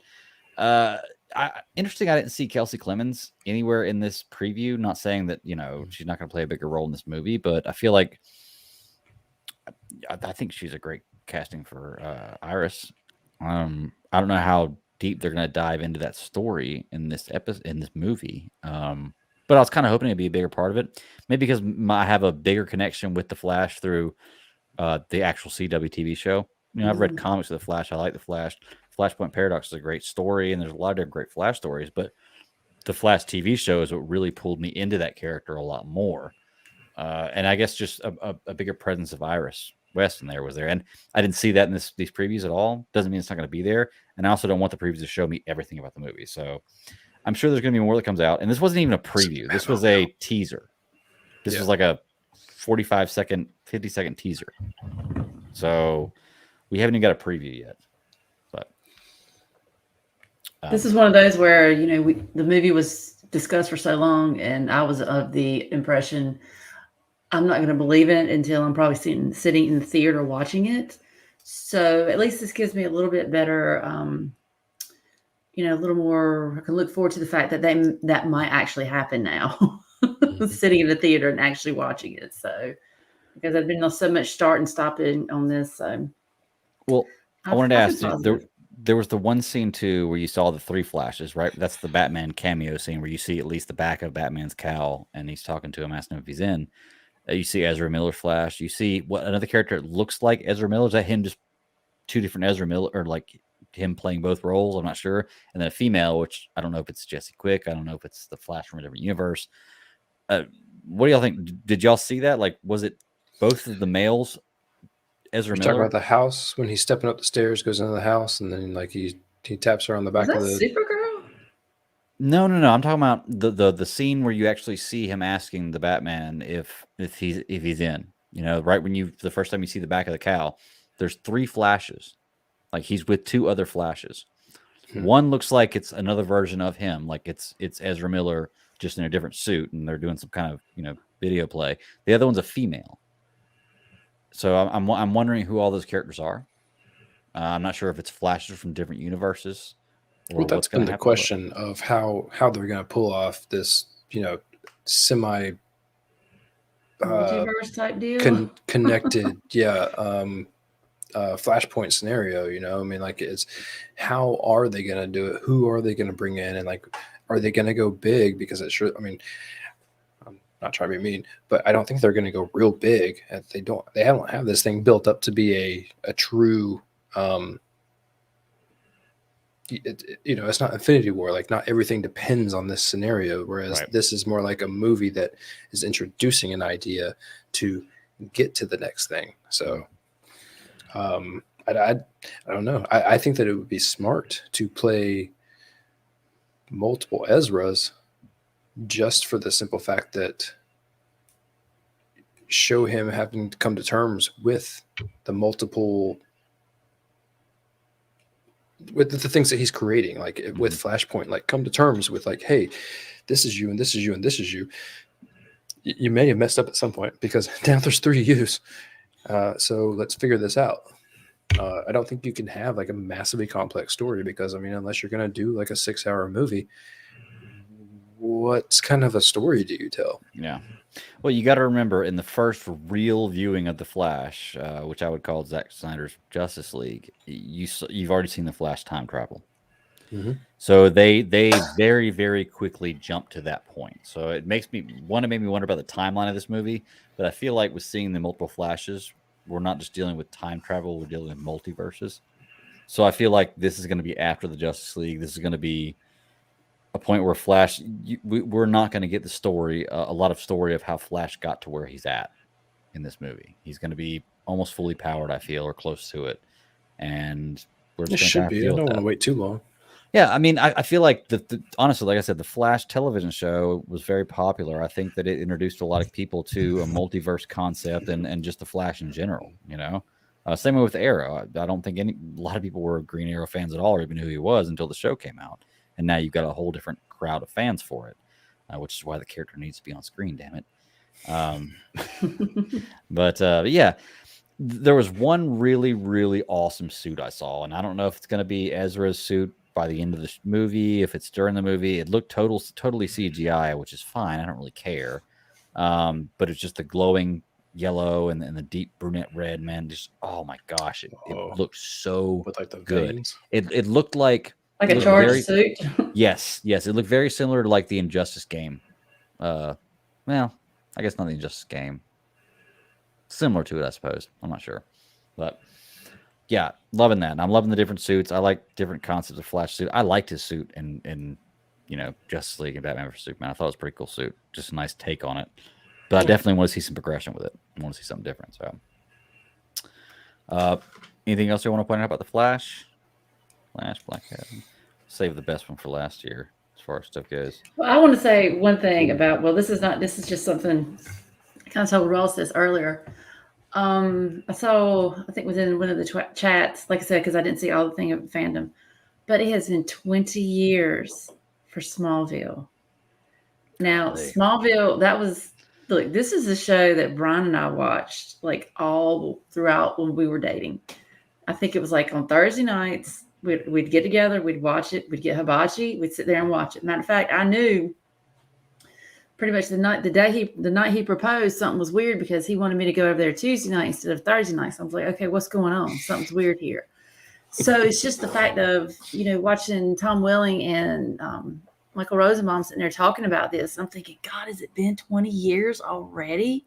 Because this was such a huge show for me in the past. And, they kind of made a point. It was, something, a little bit different. And then when they were talking about, all the, guest appearances, I had completely forgot Christopher Reeve was in, I forgot which season it was, but, and, just things like that. I'm just like, oh my God. And, and then Green Arrow, Justin Hartley as Oliver Queen.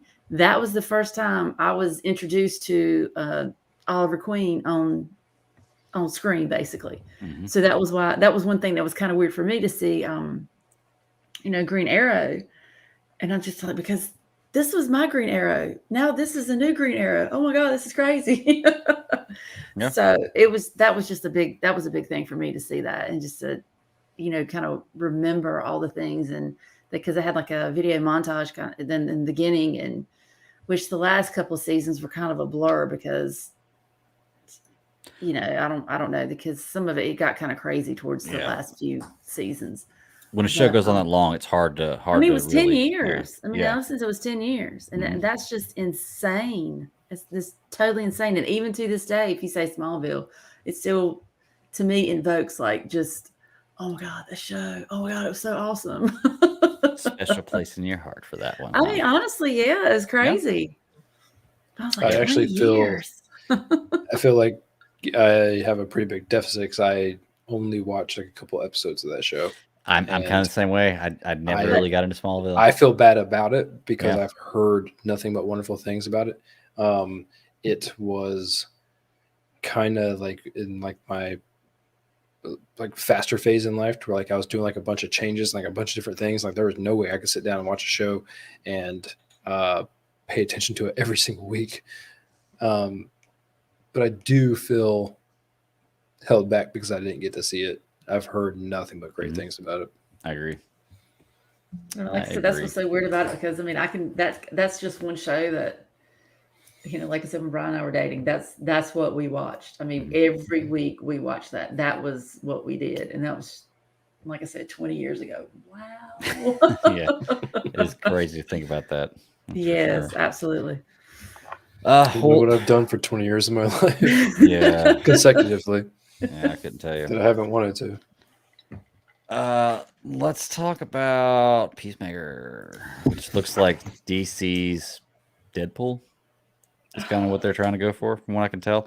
The trailer looked good. It looks like it's going to be a fun show. I'll follow it. I'm liking John Cena more as an actor. I think he's I think he's falling into like a good acting spot for him. He plays the good, naive moron.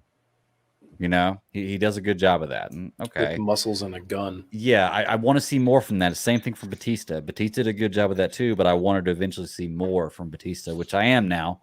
He's got some decent roles in the last few times I've seen him in some movies. But let's see John Cena do something different after this. Let's see him do the show, get famous as Peacemaker, and then let's see you progress your acting career. Or if you just want to be Peacemaker for the rest of your life and run that character, you do whatever you want to do, man. You're rich and you're married to one of the Bella twins, so you do what you want to do, man. I still can't believe I watched that. Watch what? That trailer. The trailer for it? Yes. Why? You didn't like the character? No, that was not what. I had to watch this. I'm like, really? What did I just watch? What did I just You watched a man getting hugged by an eagle. Yeah. And that's the thing And about getting it, thrown out because his they were underwear a walking, lot. and I said, "Is there an eagle walking beside him? Are you kidding?" So you don't like the Peacemaker idea? You don't? No, that is fan not of one of the my show? favorites. No. Okay. No. I don't know if it's just maybe just.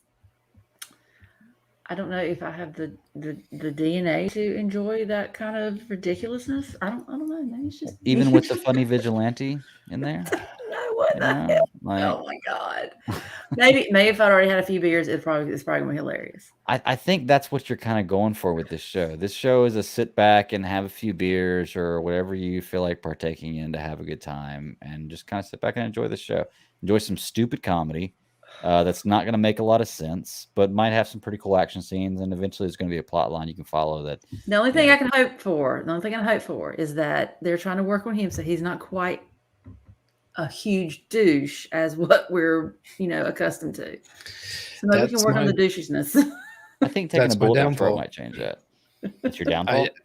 I think that I wanted to like his character in Suicide Squad, and I did. I mean, they did a pretty good job coming out right out of the gate to being weird and different, and definitely like calling everyone shit while still being like a,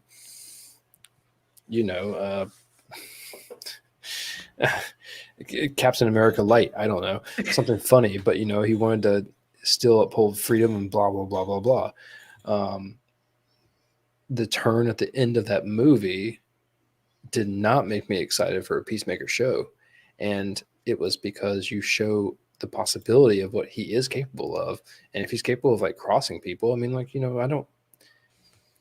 no one wants that in like a television show. Like, I mean, how are you going to play that off? I mean, like if that was this one time and like he learned from his mistakes, I mean, hopefully that's what it is, and we don't have to keep going forward with it, because I mean, this show looks fun. It looks dumb. If it's I love Doom Patrol. So, I mean, like, if it's anywhere dumb and stupid and can pull off whatever antics that it wants to, I mean, I'll fall in line with it. But I just don't need what I got at the end of Suicide Squad. That's what I don't want. Well, I think they kind of took that ending and, like, with, seeing him in the hospital, and he's like, "Oh, I'm Peacemaker. I'm a superhero." He's like, "Yeah, whatever." So I think that's probably going to kind of bring it back down to where he was before. Hopefully. But seeing Robert Patrick as his dad, I don't know, that might be interesting. That came out of nowhere. I was like, what? Yes. So I love Robert Patrick. I don't know if you guys ever watched The Unit. One of my favorite shows, like anything like military based, but The Unit is fantastic, and he plays like a hard ass colonel, and I've always loved him as an actor, even though he plays some of the worst roles. Sorry, look stuff up. Yeah, I don't know, man. Peacemakers. It's like I said, I'm excited for the show. I think it's going to be a fun watch. But it's one of those that if I'd never had it, I wouldn't be upset that I didn't have it. I don't have to have Peacemaker. It's just like a fun little extra thing. That might be one I'd like maybe binge. Go ahead and. I don't think it'd be a week to week type deal for me. Yeah, I agree. All right, two more big. Oh, do you want to say something else? No, I was just gonna say. Typically, I'd love to binge everything as it is anyway. I hate waiting week to week. It definitely. Well, what makes it so difficult is I have a hard time remembering stories when I'm watching multiple things week to week. I have a harder time remembering like what's going on with different things. If I can watch it like in a 6-hour span, I'll remember the whole thing or remember it a lot better. Yeah. So, but it's not the world we live in right now. Not for now. In a few years, I'm sure it'll change back to binging mode. It varies. So. All right, 2 more big video things I'm gonna talk about, and then we'll a few more fandom notes. Let's talk about the Shazam trailer, not trailer, but teaser. We got a little bit of footage from it. We got some behind the scenes stuff. I don't know if y'all watched while y'all watched about it. It looks amazing. I'm excited for it. I like the idea of Helen Mirren and Lucy Liu being the big bads in this one. They give you a little bit of the storyline of different gods coming down to try to take over, or evil gods is what they basically make it out to be. I like the idea of seeing the adult Shazam family again, because I like these characters. And you see the growth between some of these characters just from the little snippet I saw from the first movie to the last movie. Not like growth like as actors or whatever, just like physical growth. So they got to start to pump these movies out, or they're going to have to recast these characters very soon. Because That's what I always worry about. Yeah, that's the only problem with something like this. This is the kind of series that if you're going to do 3 movies of, you film back to back to back. That way you can have, that way there's not 4 years of aging between one character and the other, and the movies are supposed to take place, a year apart. It makes it really strange. But it's a what real y'all think big of issue Shazam? with child actors. I mean, not to like string it out, but like child actors like all the time, because kids grow up faster than anything. Adults can be whatever. They're having the same problem they're talking about right now with like Eternals with that little sprite character. I mean, you can only have a little kid for so long. So I mean, if you're gonna have the same kids for Shazam, I mean, how are you gonna pull that off? Right. I mean, I guarantee you they've grown a ton since the last movie. But as far as I understand it, this one is in post production as well. I think that's what they said. Yeah. So, but it's got a date of 2023. It didn't give an actual date, just a year, 2023, which is a long way out if it's in post. So I could be incorrect about that. I'm not sure, but they've at least got some stuff filmed. They can give us a snippet of something. They gave us a plot line. Look, Shazam, the first movie, I liked. I really did. It's a fun movie to watch. It's great for kids, not too seriously like in depth. It tells a pretty simple story. Yeah, I just maybe because Shazam's never been a huge character I've read about a lot. I'm not super familiar with his lore. Maybe that's what doesn't draw me to him as much. But it's just one of those movies that, like, when I look at it, stands out from the rest of the DC universe. Like the rest of the DC movies, it stands out completely. And a lot of the movies do that, stand out in different ways. Like Birds of Prey stands out in a totally different way than Batman vs Superman or Zack Snyder's Justice League or Shazam. They all have their own kind of feeling about them. But Shazam, I don't know, man. Like, I like Zachary Levi's character. I think he does a good job. I don't know how I feel about the new suits. Like, I don't know if you saw the upgraded suits, but it didn't look as good to me. It looked a lot more fake. Although I know all the suits are fake anyway. They're not real super suits. I get that. Those aren't your real muscles. Right. So no, I was kind of watching this this little bit. Definitely, this was more of the like one eye on, one eye off part. But I think that's because I don't need to know like a real serious background. Like, I'm probably gonna see the Shazam movie. Nah, I don't want to say more than I would probably see Shazam like over the Aquaman movie. And really? Okay. I don't even know if I completely watched all of the first Aquaman movie, Really? which is sad because I just watched the first episode of that animated Aquaman show. It was decent, but like I felt like I definitely missed out because I don't know if I even paid attention or watched the first Aquaman movie. It's been like that long. And I love Jason Momoa. I don't think that he's like, the next best actor in the world, but I do think that, to being an actor, he definitely has like his own little corner carved out. But Shazam was definitely much more of like a feel-good movie, I think. And because I don't mean this in a negative way, but because it was more shallow and it told like a more on the surface story, it was a good shoe-in for a character that we didn't know much about, like you mentioned. He's not Batman or Superman or Flash, but he still has enough credibility and legitimacy within the DC universe to actually be able to tell a story about. And I was really happy that they told a very simple story, because I don't want to go super in depth and have to question every last little thing about a character that I don't know everything about. So Shazam was a real good dip in the toe in for that character. And I feel like even though I will most likely absolutely see the second one, I didn't need to get right on board with all the information. And I like Zach. I mean, everything that he's done, I've been I was a huge fan of. Yeah, huge fan of Chuck. I mean, but I'm totally on board with the whole entire thing, even though I didn't have to sit there and wait for it. Yeah, like I like the idea. It's like what, Shazam, Fury of the Gods. I'm like, ooh. So yeah, you traveled a lot of different places in this one. Yeah, you can bring some mythology into it. I'm down for that. Well, after the first one, now I'm ready for.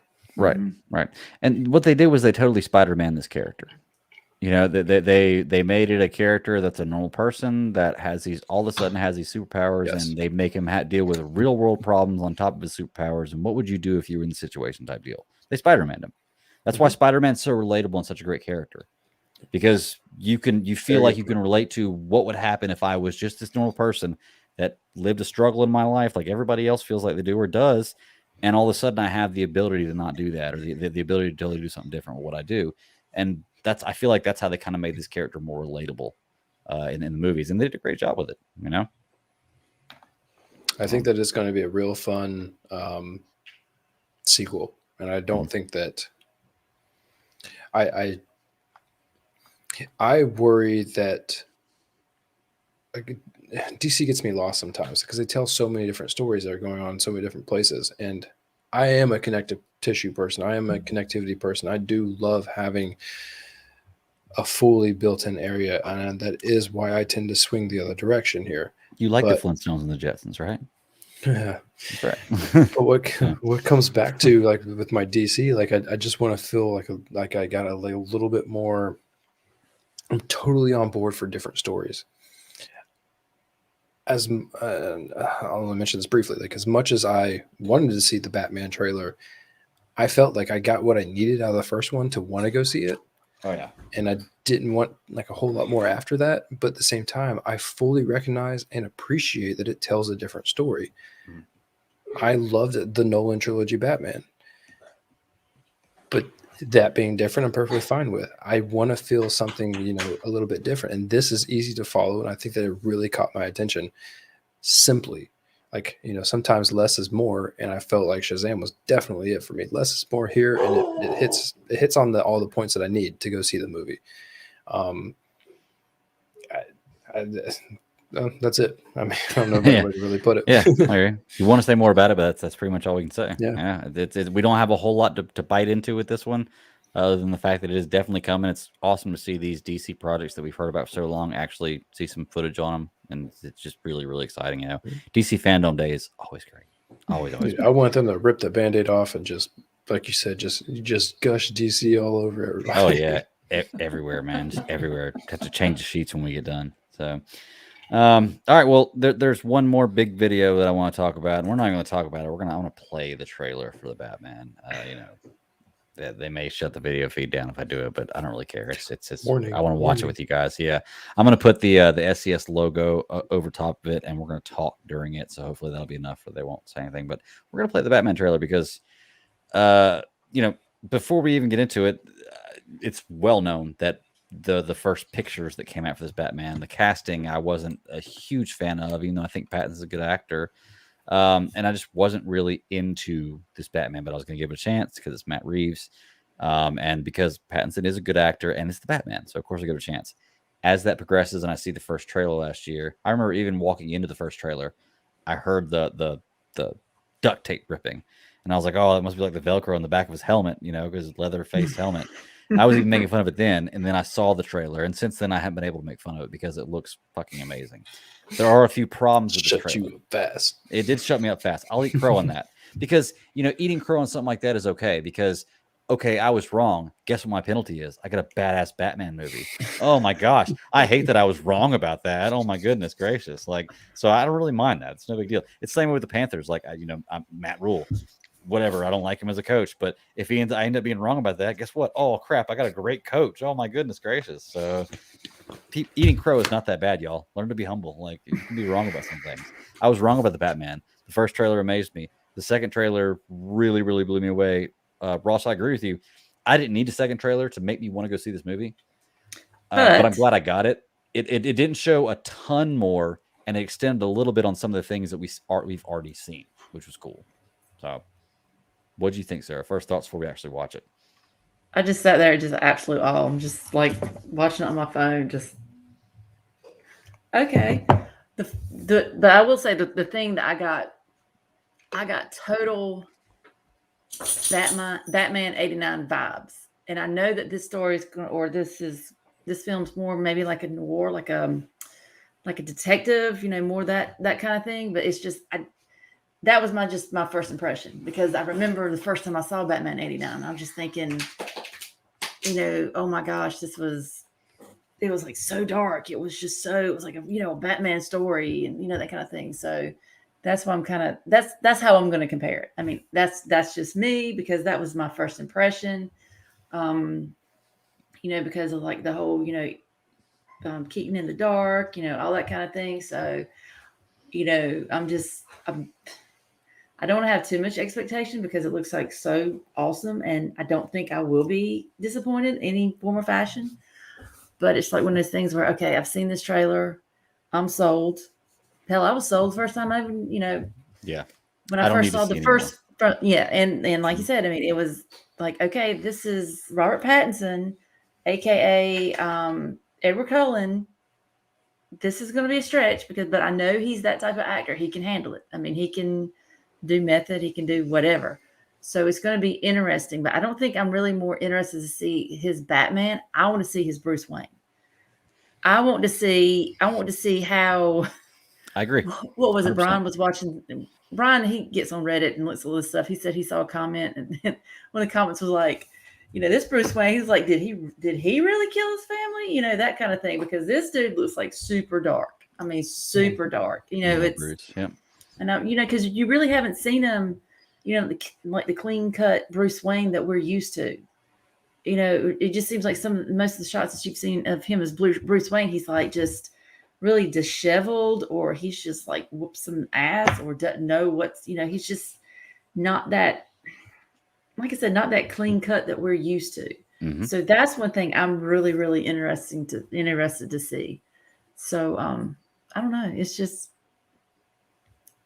I've got some good vibes on it, but like I said, I still have that Batman 89 vibe in the back of my head though. Well, Ross, initial thoughts, and then we'll watch the trailer and we'll break it down even more. I will tailgate right off of that.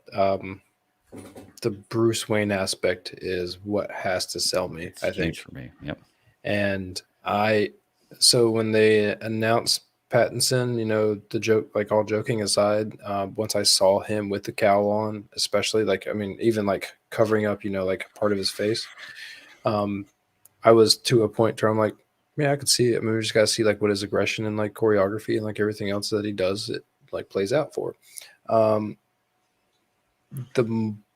point that I accepted that, I started to realize, I'm like, I don't know if I can see him as a Bruce Wayne. And also, I don't know where they're going to put him like as a Bruce Wayne. Are we going to be looking at the not shut in, but like the like hermit type, like the unavailable Bruce Wayne? Yeah. I mean, is he playing like is he going to Monte Carlo and goofing off? And the Playboy. That's what we're kind of. Yeah, but not like in the news, but more or less just something like a story that you may read every once in a while, like his philanthropy and all that kind of, or just a rich brat, like what do we get? Exactly. And so all of the other stuff, like I will come to accept, like, I mean, I grew up with Schumacher Batmans. I accepted that stuff when I watched it. I mean, I've come to terms with it as an adult, and I'm fine with it, whatever, like it was Batman, but it was comic book, really kid Batman. This is going to give me a totally different vibe. And I mean, if they can pull off Bruce Wayne, that's what I want. I'm not going to get the same Bruce Wayne, or maybe even a Bruce Wayne close to what I've ever seen. And I mean, hopefully not, because I want something different. Christian Bale barely pulled off like an acceptable level Bruce Wayne for me. But he pulled it off. So here I'm left with that. I will tell you, and I mean, this is going to be a completely unpopular opinion. Where's the trigger? I was not glued to this trailer. But there's the one scene in it with the bat, that like him holding the bat and like beating people. And I'm like, okay, I mean, like this is going to need to be me seeing it by myself for the first time because I'm not going to be able to take anyone else to go see it the first time. So, yeah, my other that I didn't really connect with is Selena Kyle. Now, I want to see how more she's going to. This trailer really didn't.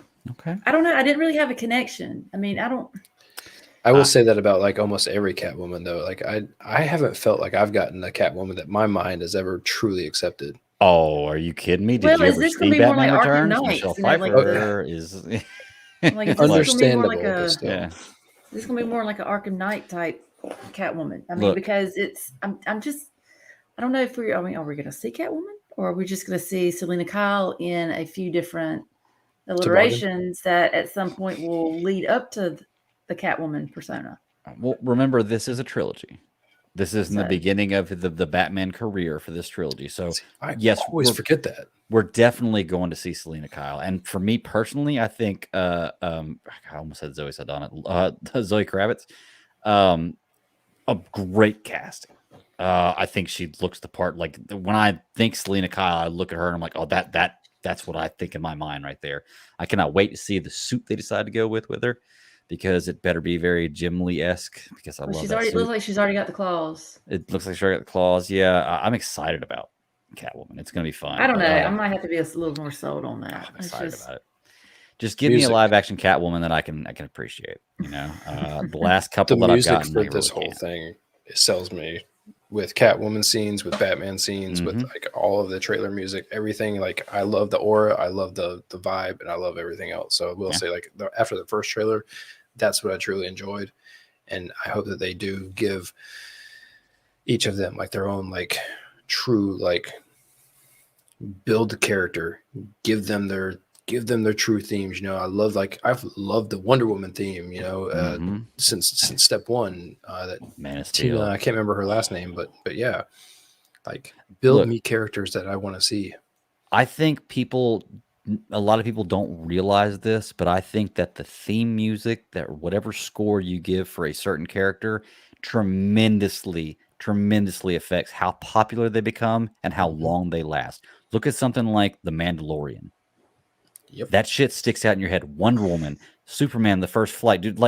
There's so many like just amazing scores and soundtracks for these specific characters that are like, when I hear this, that's all I think about is this character.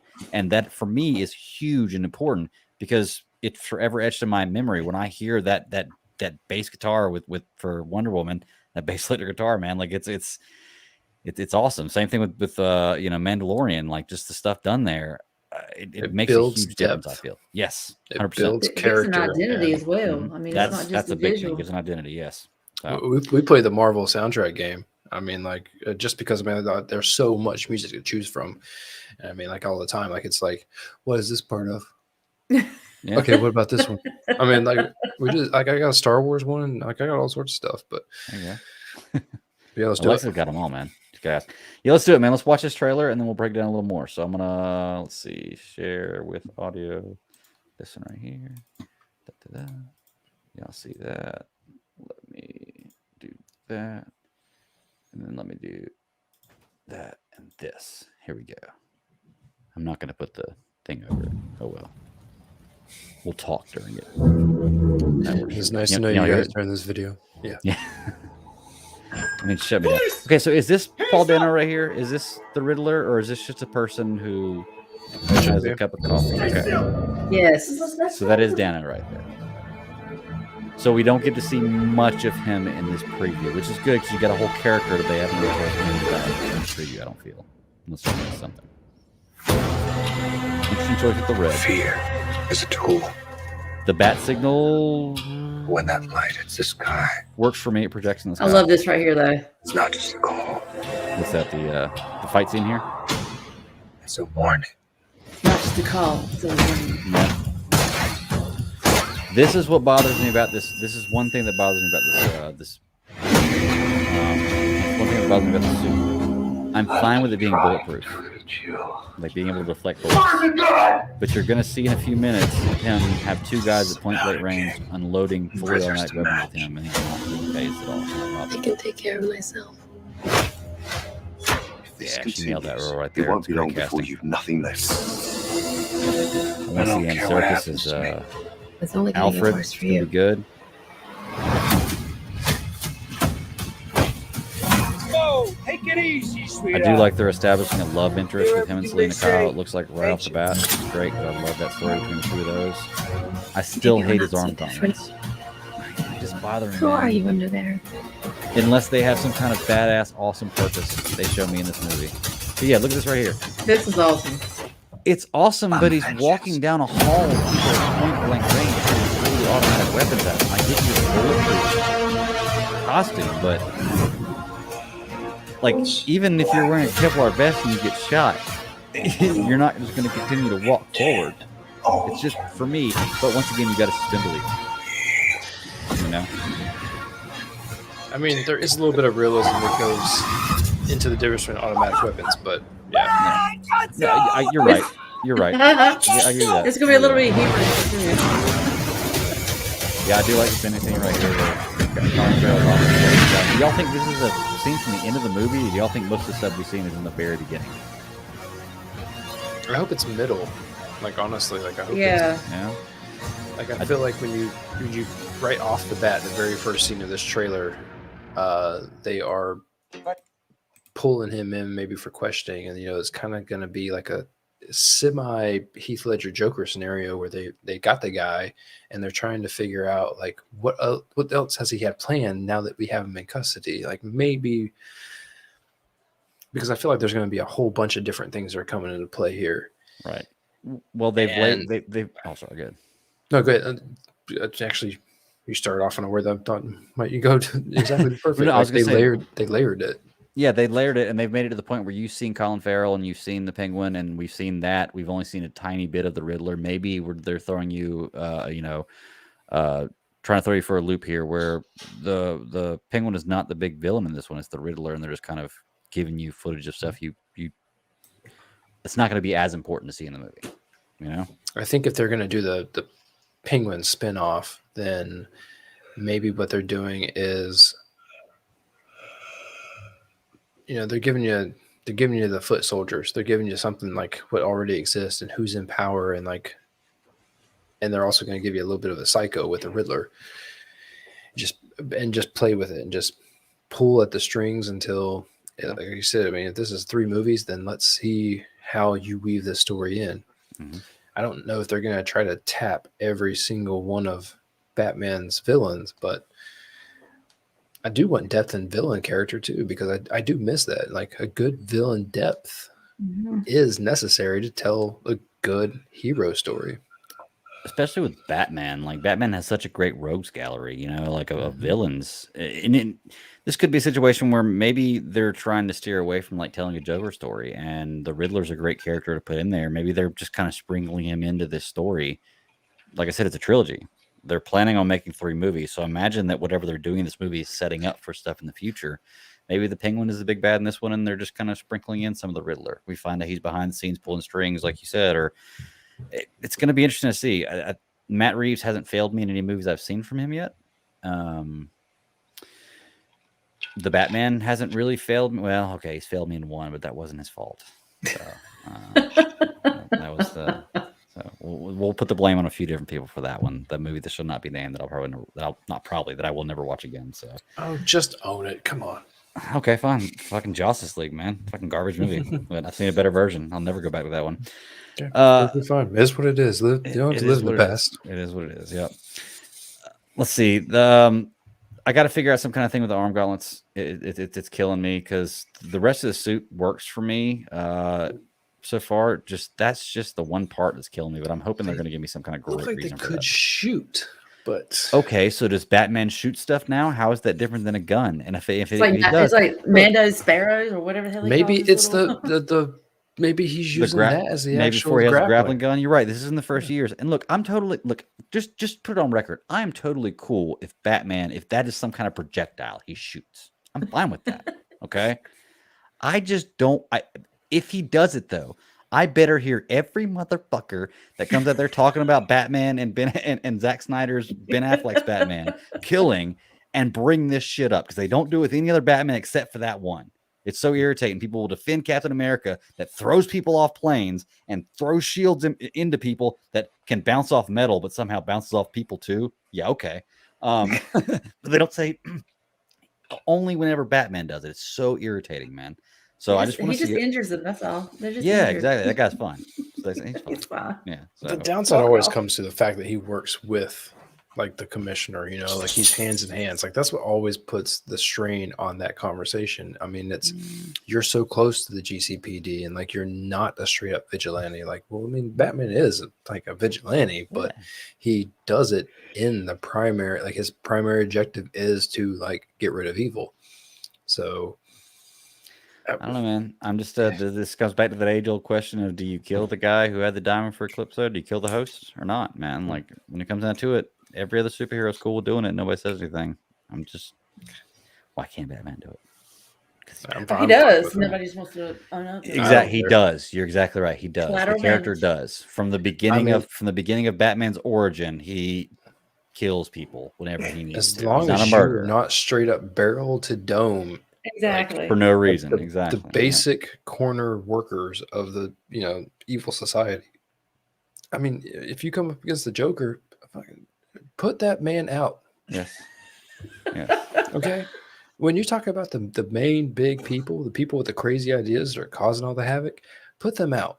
But you don't have to like kill the captains and everything else. I mean, you put them behind bars. Yeah. I was talking with a friend before this show about this, and he was telling me that just in the few minutes he saw this preview that he's already more impressed with Robert Pattinson's Batman than Ben Affleck's Batman, which, it's fair. It's your own opinion. It's fine with that. Personally, Ben Affleck's my favorite Batman. And I told him, with me not liking the original, this story to begin with, like I didn't like everything where Batman was going. I was skeptical about it, let's say, to now really, really looking forward to it. I can honestly say that although Ben Affleck is my favorite Batman, there's a good chance that with a great performance and a great Bruce Wayne and just, everything in this movie, that Robert Pattinson could be my new favorite Batman. Because before Ben Affleck, it was Christopher Nolan. And before Christopher Nolan, it was Val Kilmer. And, that's right. I said Val Kilmer. Yeah, you heard me. I didn't You say also George said Clooney. Christopher I said Nolan. Val Kilmer.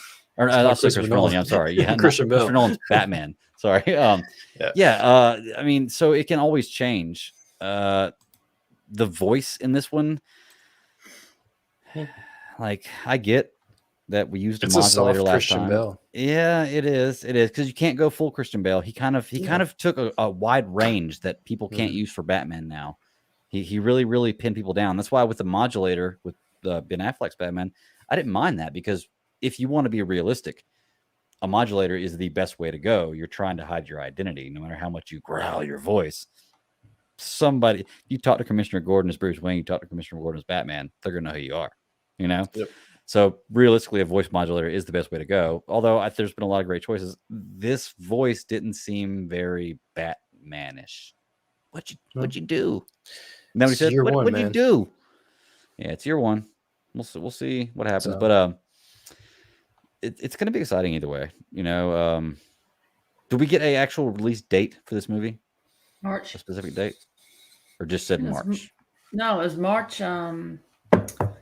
It gave a date. It was like March 4th or something along those lines. Okay, so it's not very far from here. Not very, very far. Let's see. March 4th, 2022. Nice. I'm excited. You know what, Ross? We should just meet in Raleigh, man. It's about halfway from between me and you, and Sarah lives there, and we'll all go see the Batman together. We can go to the Alamo Draft House right there in Raleigh. There you That's go. what we can do. There you go. Make a plan. I like it. Absolutely. I like it. Actually, I think it's a little longer for you, Ross. I think it's like 2.5 hours for you. But is what it is. Yeah. Drive's drive, man. Ross, didn't me and you drive to Raleigh just to go to the IMAX to go see the Star Wars movie? We did. We went to go see Force Awakens right when I moved back to North Carolina. That's right. Drove all the way to because Raleigh I was like, there's an movie. IMAX theater there, and like you want to meet up and like go see the movie, because like it wasn't showing up many other places, and I had seen that movie across the United States. Yeah. Because I had just gotten out, and so like my first time seeing it was California, and then like Southern California, and then like I think I saw it in like Arizona when I stayed overnight. And I had nothing else to do. I was just driving, so I'm like, I need to like hit a hotel and go see a movie. but we did, and that was a very small because it was like the scientific IMAX. Yeah, And, it really was. It the was like being the in screen the was like this big. yeah, it was like being in Cyworks here in Winston-Salem in the play Yeah, in theater, yeah. like they do the star shows or whatever. Yep. It was kind of crazy, but it was fun. And I think we were like the only ones in the theater too, weren't we? Like two other people. Probably. Yeah, that was awesome. We're the only stupidest devoted nerds possible that are probably gonna go see it that late. Yeah, it was a good time though, man. But yeah, we should definitely plan on doing something like that. That'd be fun. All right, so that's for me. That's all the big movie stuff that came out. There's a lot more stuff that came out with DC. Is there anything big movies or trailers y'all want to talk about? Because I think those were kind of like the big ones, right? We got Aquaman too. I mean, that's December of next year. Well, Which, we didn't I get mean, a trailer I don't- though, right? Or any, No, but you got like a behind the scenes. yeah, you some know. pictures, new costume. Which, Yeah. okay, I don't know if they're going to add CGI to the costume or whatever, but I was really digging the costume at the end of the first movie, the gold and the green. I was kind of hoping that was what it was going to be. I hope they're not going to stray away from that because I thought it looked awesome. Look, Jason Momoa has made Aquaman cool again. I'll take that back. The new 52 made Aquaman cool again. Okay. In the comic book world, at least for me. I mean, some people may feel like he was always a cool character. He's always been, take him or leave him for me. The new 52 made Aquaman a badass, made him cool again, in my opinion. And then Jason Momoa on the big screen made him cool. So I've never been much of an Aquaman person because I always felt like I was kind of limiting. But I thought if they can tell a great story with it, I'm completely on board. Once again, like the first movie is my fault. If I just don't remember if I didn't see the whole thing or if I only saw like half of it, whatever. But hey, I mean, wasn't that a Justin Lin movie? Didn't he? He's the Fast and Furious dude. I'm pretty sure he directed that movie. I believe that was like his big breakout after the Fast and the Furious, and he revolutionized. He created a very, very good method to do underwater idea, like a premise to create like an underwater filming environment, right. Separate them, give them a bubble. It's weird, but I mean, it's dead honest. I mean, let's assume that Aquaman can only hear fish. He still has to talk to people, right? That's How do you true. talk to people That's true. without sound vibration being able to actually go through? Because I mean, any fool that has tried to talk to someone else underneath water knows that that's about impossible. Yeah. But it looked interesting. I probably need to jump back on board. I mean, I don't really give 2 cents about Amber Heard. I don't care about the story either. Yeah. Yeah. I like her as Mira, but I don't care about the story with her and like all that crap. Just whatever. But beyond that, I mean, that was pretty much movies. This thing hit on a whole bunch of the television show aspect. Shoot, I mean, let me just run down the list. I mean, you got everything from you got the new Batman Wayne family, whatever the last word in that title is, to where it's going to be an animated show. They're going to tell like all about the different Robins. They're going to bring in, what's Batman's son's name? Why do I always Damian Wayne? Yeah. Supergirl ending, Stargirl continuing. Oh, and then it's going to be a sore spot. But I'm going to say that my absolute least favorite moment was when they brought Cam Newton out. You know what? I actually didn't until you just said that right now. Didn't even know that Cam Newton came on. So I'm just gonna, What? Yeah. So I'm just gonna. Okay, cool. I still got a Cam Newton rookie card autograph. That's right over that. Cam Newton hanging on my wall, but I've moved on from Cam Newton. I stand behind Sam now. I'm sorry, Cam. Like it's been 2 years. I stand behind Sam now. So. I did want to say real quick. Wonder Woman 3? I'm pretty sure there is. Yeah. I'm just looking at this right here. That Did you watch Did you watch it at all? No, I'm just kind of like flipping through some stuff. What did I actually miss? I'm trying to find like the cliff notes, and I'm like, what's the Patty original Jenkins Wonder Woman's confirms name? Dina Carter. Is that the actress's name? Yeah. Who? What are you talking about? I didn't hear you. The original Wonder Woman on the TV show. Oh, Linda Carter. Linda Carter. Yeah. There you go. It was James Wan. That was the director for Aquaman. I was like, something doesn't sound right. It sounds almost right, but not right. Yeah, James Wan. Maybe I was way off. I'm tired. It's been a long day. No, I get it. They had her talking to Patty Jenkins, and I believe so. Once again, I was kind of like one of those half moments of me listening, but the conversation went on as far as she was basically saying, if she's like, when you do Wonder Woman 3, like we're going to talk about it like nonstop. And then Patty was like, right. Yeah. Well, I mean, we would talk about it, but I don't know if they actually confirmed it. I definitely know that it was mentioned because it perked my ear up enough to be like, wait, what? I'll have But I to definitely- do a little research on that one because I see something here. It says that she confirmed she's working on Wonder Woman 3, but I'm not absolutely sure. Well, I mean, she's got a Star Wars movie coming out that I'm not really looking forward to a whole lot, but you know, there's a whole lot of things going on. And I don't know about you guys. 84. I liked aspects of that movie, but it's about as far as I can say. I'm kind of right there with you, man. Like, it's a Wonder Woman movie. It's nowhere near the first Wonder Woman movie.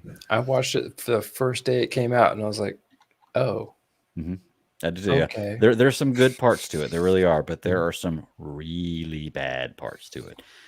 I'm sorry, but the entire mall scene at the beginning is horrible. Well, maybe the continuity on the third will be a little bit better. So maybe, I don't know.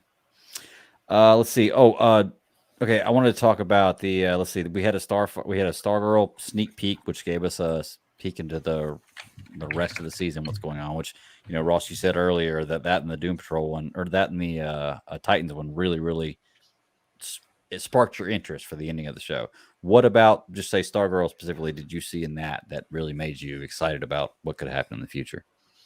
You know what it really was the weight of the grief that I saw on the family, like after. But you know what? I don't think I'm going to get that in the television show. I think that the way that they took this scene, they slowed it down. They had Barbara's grief, Mike sitting on the stairs. They had Pat walk in the door, and what's her name playing Green Lantern was carrying the staff, Jenny. and Barbara, Jenny, was just like losing it. And I'm like, that scene, like that has weight, and that's what I need. I need less like teen angst bitching, and I need more weight. I need the weight of the show, because bring that and I'm on board. Bring the the scenario that something bad could truly happen, and let it linger long enough for it to be like something really, really good. Right. Well, I was speaking to something similar about that with my wife the day. We were talking about with a friend. We just randomly started talking about Walking Dead. And my wife was saying that one of the reasons that she loves that show, one of the reasons that she didn't like it was because they killed so many characters off. And I was like, well, yeah, but that adds like that makes it more real. It gives it stakes. Like, if you never kill a character off and you always know the good guys are going to win, then it kind of makes the show a little more boring. Like, there's no angst. You're not watching it wondering what's going to happen next, because no matter what happens next, the good guy's going to win in the end, and nobody's going to die. So unlimited bullets. It's what we keep coming back to. Exactly. Yeah. So I get that with Stargirl. I think that like I said, I laid out the kind of the most of the time the way these shows go, and it seems like right now they're coming to that point where they've been defeated, they're coming back together and developing a plan to defeat Eclipso, or the big bad. But maybe they do have that one more moment they get knocked off the pedestal and that they're almost giving up, or that could just be a really well edited, put together clip to totally mislead you into what's happening. It probably was, and I hate that feeling. Because they do that. They do that a lot. So same thing with Titans, man. So we saw the Titans scene, and the cut the red wire. It's kind of sucked for me. Well, it didn't kind of suck because I knew that Dick was coming back. But I also watched this before I watched this episode, so I was like, oh well, there you go. So I know he's back. Oh, really? I knew he was coming back. Yeah, you knew he was coming back. Yeah, I mean, like, you don't kill Dick Grayson off in a show about Titans. Once again, the cheese whiz writing was on the wall. Right, exactly. But yeah, there were some pretty cool things about this that I want to see. I'm just excited for Titans. I want to see if they stick this landing. They're already approved for season 4, which means somebody thought they did a good enough job to go ahead and greenlight season 4, which is fun. Oh, so 3 of us are watching it. I mean, that's 3 votes in their corner. Let's see. Oh, Netflix series, the Netflix series, The Sandman. We got our first glimpse of something with Gwendolyn Christine as playing Christie. Lucifer. Christine, Mhm. yeah, playing Lucifer in this series. I don't know if y'all have listened to or read the book, but it's an amazing book. I'm interested to see what they do with the series. The audio drama that I listened to had a lot of different voices and actors in it. So I'm wondering what they're going to do with this series. Who else, if there's going to be any other big names in there that we're going to notice. I'm sure there will be, but The I Sandman is believe there actually fucking is. awesome. Yeah. I'm telling you, man, it probably is the best audiobook I've ever listened to. It's an audio drama, obviously, but it's probably the best one I've ever listened to. It was the first one that got me into audiobooks, and man, it's absolutely amazing. I bought the second one. I just haven't had a chance to listen to it yet, but I'm delivering mail for the next week and a half, so I'll definitely have a chance to knock that one out. So that one and the Darth Plagueis book. So get those out of the way. I need a good I need like a good 12-hour programming stint to where like I have to sit and stay in place for like that amount of time. And if I can do that, then maybe I'll sit down and actually get into it. I finally like got caught up in like a bunch of stuff that I wanted to watch, like kind of a little bit, and stuff that I've been like backlogged listening to. So I'm starting to finally get caught back up, but we'll see. We'll have to see how the workload goes. Yeah, I totally agree, man. I'm so far behind on podcasts and all kinds of audiobooks and all kinds of stuff. When I was carrying mail, I had 6-7 hours a day with nobody with me to just listen. Unlimited time. Yeah. Now I don't, but I'm carrying for the next couple weeks, so I'll have some time to catch up on a lot of stuff. It's gonna be really, really fun. Well, I did start my Star Trek book when I was telling the Star Trek Coda I told you guys about. So. Yes, and I'm going to send you the screenshot of the one because I have like 3 credits and I want to buy those, but I want to make sure that I buy the right ones. So I'm going to send you a screenshot of the ones that I have, so make sure they're the right ones because I want to start listening to those too. But it's really cool about that book because when I opened it up and I finally started, like the first 3 pages, it gives you an outline of all what has happened up until this one starts. Mm-hmm. So it's like all the different series, in case you haven't read them, we'll kind of give you like just a brief little synopsis, say, okay, this happened in this one, this happened here, and blah, blah, blah. Okay. So that was really cool. So now, I'm kind of thinking about maybe 3 chapters into it because last thing I saw, I was picking it up on my face where I fell asleep. So, you know. I get that. Yeah, it'll be really fun. Like I said, I definitely want to check those books out, and I'm pretty sure I have the right ones because I don't think I can get it wrong based on just typing in Star Trek Coda. But I just wanted to verify. I always do that when Nathan suggests a book for me. I make sure this is the one you're talking about, right? Let's talk about Gotham Knights. I'm not as big of a gamer anymore as I used to be. In fact, I rarely play games at all anymore. Which we do have a game question that I want to bring up at the end of the show. But this looks like one that if I'm going to get back into gaming could bring me back into it, but it's simply for the fact that it's some badass Batman characters. I'm more interested in the cutscene movie because what's going to happen is when the game comes out, somebody's going to beat the game and they're going to cut all the movie clips out and make a movie out of it, which was like they did with the Injustice game. And it's honestly better than some of the movies I've seen in theaters, like that they put together. Like I would love to see this. It's so fun. It's like watching a brand new movie, and that's what I'm most excited about this whole Gotham Knights game. Yeah, like I said, I'm not the gamer in the house, so I'm sure I could probably ask Brian about that. I'm sure he probably knows about a little bit more than I do. But if it's anything like Arkham Knights or any of that kind of thing, because I would see some of that gameplay, and that looked really awesome too. Yeah. So hopefully if they kind of keep into, because the gameplay seems like it was pretty cool on that as well. Mm-hmm. Yeah, the visuals look great on it. Gameplay does look fun. That's what I love about games like that. I mean, especially like a Batman or something like that. Let it play like a movie, like suck me in. It's just that's what I want to see. Well, I don't know if you ever played the Marvel Ultimate Alliance game back in the day. Well, it wasn't that long ago. It was a few years ago. It was basically a game where if you and a friend had it, you could get on, you could build teams of characters, and you could play with each other with those characters through the story mode. And I'm pretty sure that's the way this game is too. So like if I bought it and you bought it and Ross bought it, like I could be Nightwing and he could be Dick Grayson, or he could be Jason Todd and you could be Tim Drake, and we could all play together, or Batgirl, we could all play together. I'm pretty sure that's the way this game is. But I'm not positive. Like I said, I'm kind of out of the gaming scene. But once again, this game is more for I want to see the cutscene movie afterwards because it's going to be fucking awesome. I know it is. Ross, what do you think about Gotham Knights, man? I think just with all of the games that they unveiled, because I mean, it was like, it felt like 6 games, and it was probably like 4, but same thing. Like, dude, all of the games they brought out. Gotham Knights was the one with all the Robins, right? Right. Okay, so and Batgirl. Mm-hmm. Okay, so that was the one that I mean, because I'm not deep diving into the animation yet. I mean, like, I don't know all of those stories, but I'm gonna tell you right now, they all looked sick. Yeah. I mean, just unbelievable on there.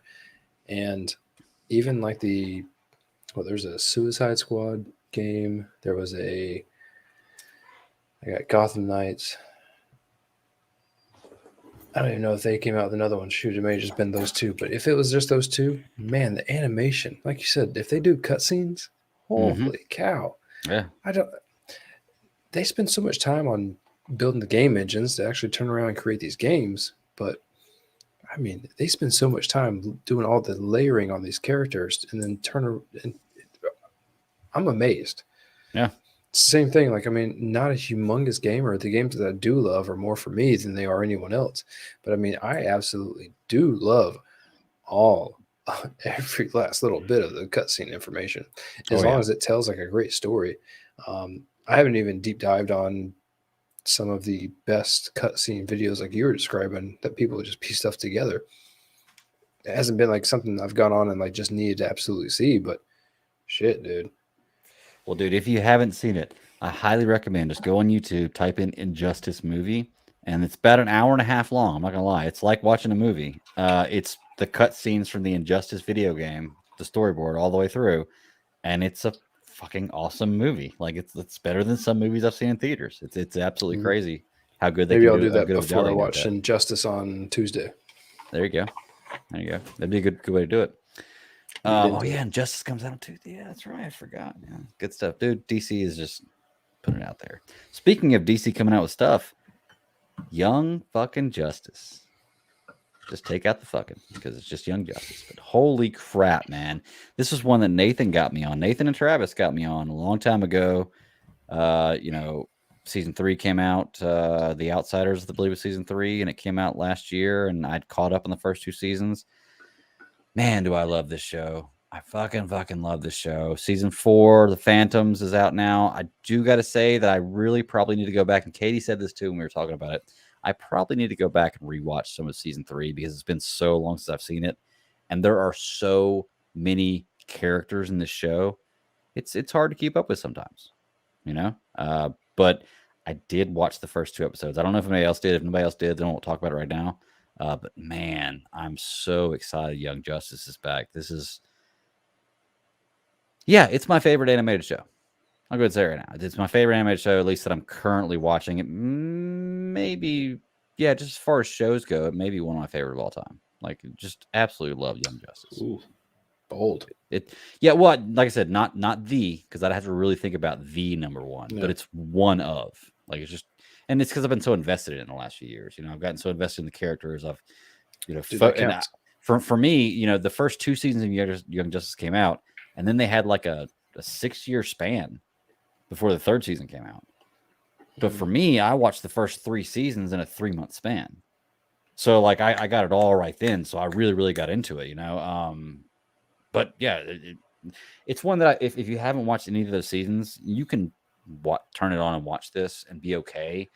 But you're going to want to know a lot of stuff. Like, I mean, there's a lot of character building that comes on in the first 3 seasons before this. A lot of storylines they refer to in these 2 episodes from previous stuff. And you'd be okay not to know that. Huh? Do you mean background knowledge before the show or background knowledge from the other season? From the other seasons. Okay. Just making sure. So, yeah, like I said, it would definitely behoove you if you wanted to watch this to watch the first 3 seasons. But it is a long watch. It's a lot of episodes. I think there's like 23 episodes a season. They're only like 22, 23 minutes long. But it's still a lot to watch. But I'd recommend it, man. It's a really, really great show. Sarah, you watched Young Justice, don't you? No? Oh, I thought you did. It was Titans. You know what it was? We started watching Titans and Young Justice at the same time. I thought it was both of them. But Yeah, I it must be never just fun. picked that one. I didn't pick that one up. It's a I need really to. fun show. Really I fun need show. to, but I wanted to ask y'all about Naomi. Do y'all know anything about this? No, nothing. But I've always been a fan of Rosario Dawson, so I'm definitely down to see what's going to come of that. Yeah, it looked good. It almost looked kind of commercial-ish, like the way it was filmed, but maybe that one scene. But I don't know anything about it, but it does look like something that I'm gonna check out. I'm interested to see what's going on with it. Didn't really give a whole lot of story at all. Just basically a little bit of the character you saw for a moment, and that's it. A definite I don't teaser. think they have a whole lot. Yeah, that's true. I But thought they gave you a little more of the story at least, but teaser. I don't know enough clearly about. Excuse me. About any of the background. I was struck enough to be interested in wanting to watch it. So whenever they get down like far enough down the road, probably give it like a shot without ever second guessing it. Oh yeah. Well, the good thing is, even if they're not too far into it, you know that if they put it on DC Fandome, that it's gonna happen. Yeah. Like this is gonna happen. So we saw a little bit of filming of it. So it's obviously been filmed, or they've worked on a little bit of it. So it'll be interesting to see. 2022 was the release date. They didn't give an actual date. They just gave a year. So it's coming soon. We'll find out more about it, I guess. and is this a CW show? No, this is an HBO Max show. Okay. I believe. Yeah. So. And the last thing I had in my notes that I want to talk about, I know there's a lot more stuff, but just you bullet points of stuff I put down that really caught my eye. The Catwoman Hunted animated movie. I mean, come on, dude. You're really going to put a Catwoman and Poison Ivy team up movie together? Like, expect me not to watch it? You're talking about, like, easy top 5 on my list, And then she's got the Jim Lee looking costume, which is just gorgeous. I love DC animated stuff, man. And Poison Ivy and Catwoman, man. There's not much else I can say about it other than wow. Let's check it out. This one looks like a different feel than a lot of the other DC movies. Although since they've rebooted the DC animated universe, a lot of the movies have had kind of a different feel. It doesn't look like they're going in the same direction, I don't think, as they did with the original movies they led up to Apocalypse War. But I'm gonna watch it. It's one, it's DC animated, and two, it's probably 2 of my favorite female superhero characters there are out there. So yeah, I'm excited for it. Did y'all see anything about it? I'm going to bring up the other 2 in a minute, but I do believe that I heard with this that they were talking about this is supposed to launch a 6 animated series of movies. Okay. So I do believe it is supposed to be like a line. I don't know why that number sticks out in my head, but I do believe that they were definitely talking about this is the first of many. Okay. Well, that'll be fun.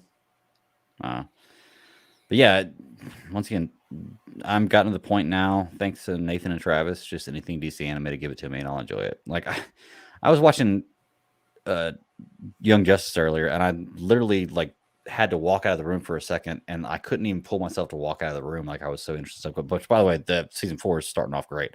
Couldn't even pull myself out of the room. Like I found myself standing in front of my TV, like 2 feet away from my TV, because I started to walk out of my room and I couldn't, because I couldn't stop watching it. So the animation's really caught my eye in the last few years, and I'm absolutely loving it. But was there anything else about DC Fandome y'all wanted to bring up that you wanted to point out? I have been a fan of the Harley Quinn animated show. I haven't given that as much of a chance as I should have. It is stupid, and it's been a fantastic go to sleep show whenever I needed it. So I will definitely say that I am looking forward to another season of that, because why not? Yeah. Yeah, I've watched a few episodes. I've watched I think the first season, but that was as far as I got. It's over the top and it's funny. I mean, there's, you got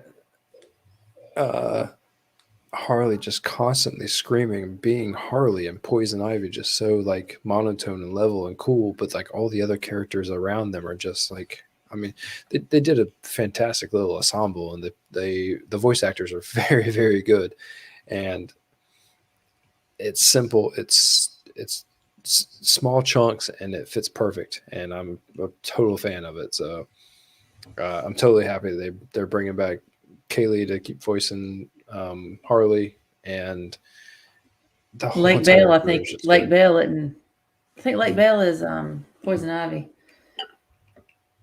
Like I said, she's got What a good that little pretty. Yeah, That it's nuts. and what was the other thing? I mean, I'm a Sweet Tooth fan, so I'm in season 2 of that. I saw the Sweet Tooth stuff. I was going to wonder if you're going to bring that up. You've recommended that show to me, and me and Ashley started watching that show, and then I think it was just too late, and we fell asleep, and we just never got back on it. But I know you're a big fan of Sweet Tooth, right?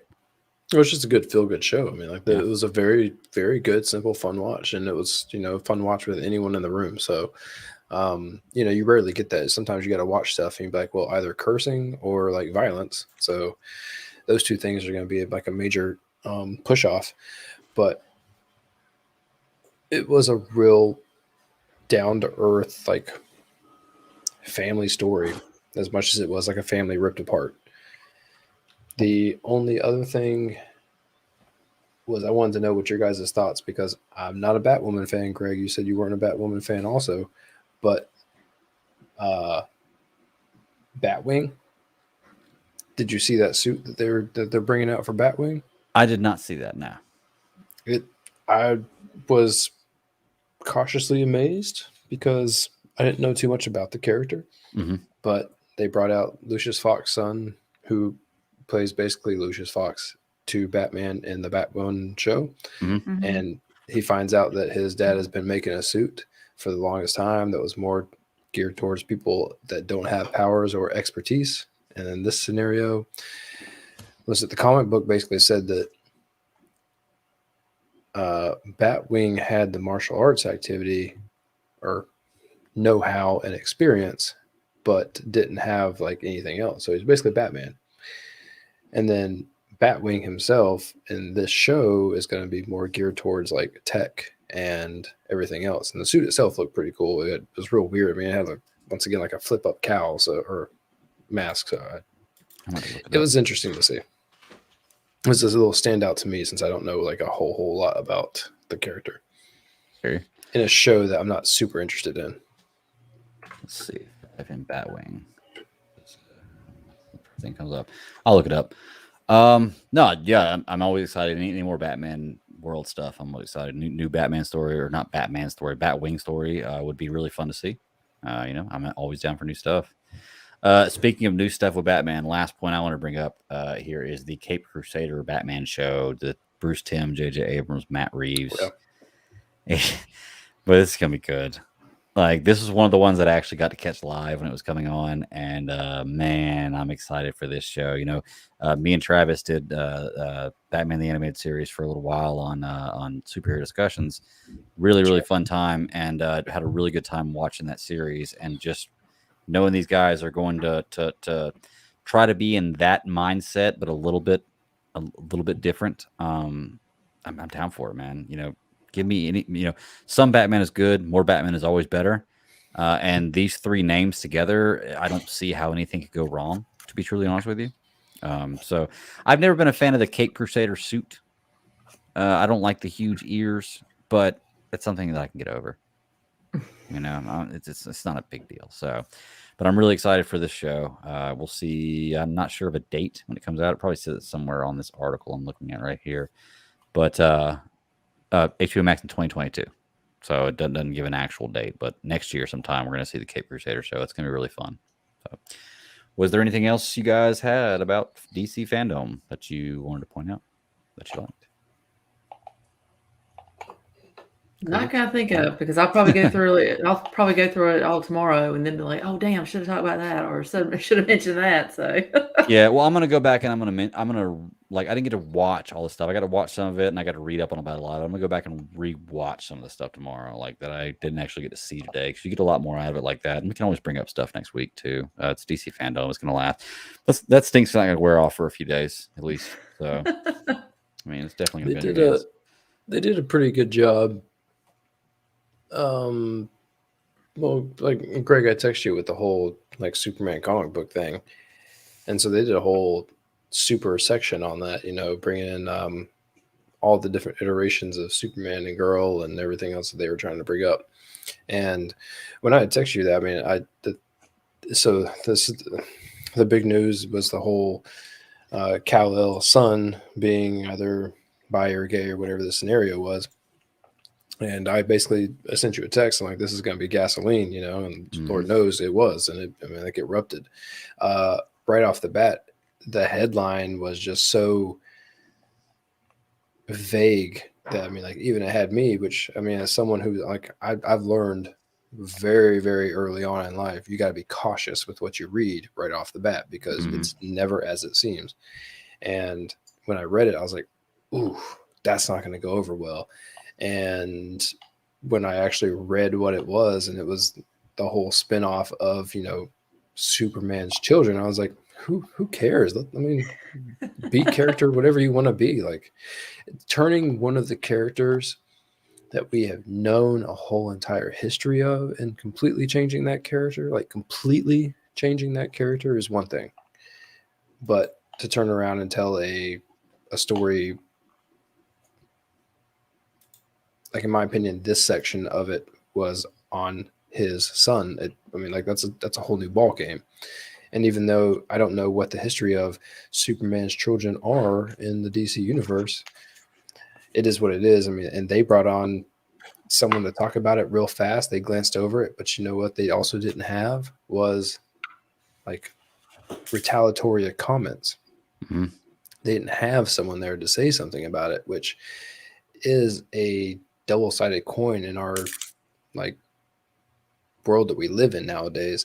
We have the option to judge things way before we read them, know anything about them, watch them, or anything else. I mean, that's they took. If the news wouldn't have dropped and they just would have come out with it at Fandome, I wonder what the view on it would have been. It's a very touchy subject, man. It's very difficult to talk about because, like, for me personally, just as you know, I have no problem with any superhero, supervillain, any character you have of whatever race, gender, you know, sexual orientation.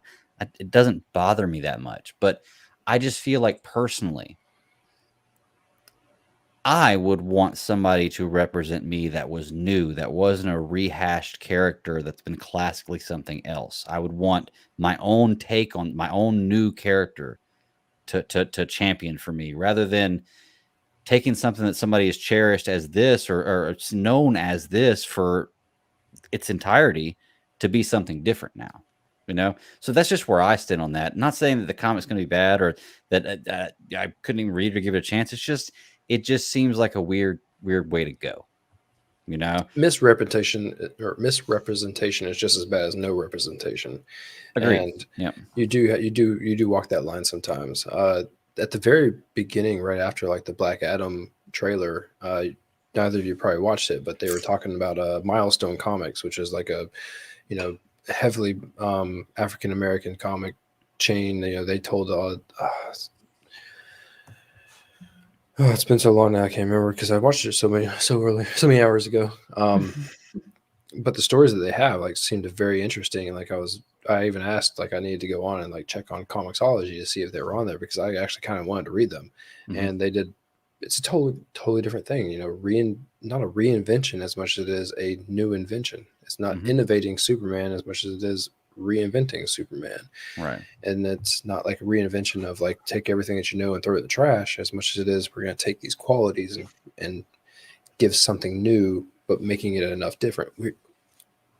You can barely be original anymore. It's true.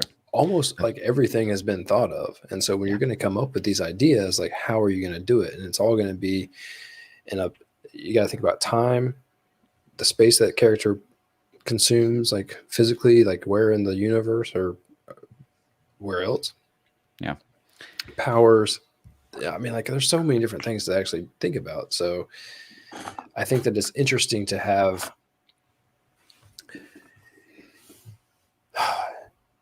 Dean Cain got in trouble. Not in trouble. But Dean Cain came out and made his comments. Post, and I mean, yes. His comments were a little bit inflammatory. And his opinion, though, I mean, it's I don't think you should get in trouble. He didn't say anything rude. I don't think he should have gotten in trouble for it if he did. But I could see people not liking what he said. Yeah.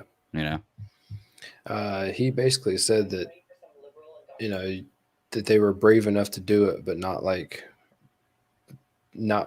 bold enough to make it mean something. Is essentially like what it boiled down to. Right. He said he would rather have them tackle real world issues than what they were Yeah. tackling. And I mean, he's not wrong, but at the same time, like you can't make money and sell stuff if you go too far in the other direction. Mm-hmm. You know, you have to still have the crowd to purchase, and you're not going to have like a niche crowd is not going to pay the bills of people to get something done. Mm-hmm. It may not be worth the price of admission.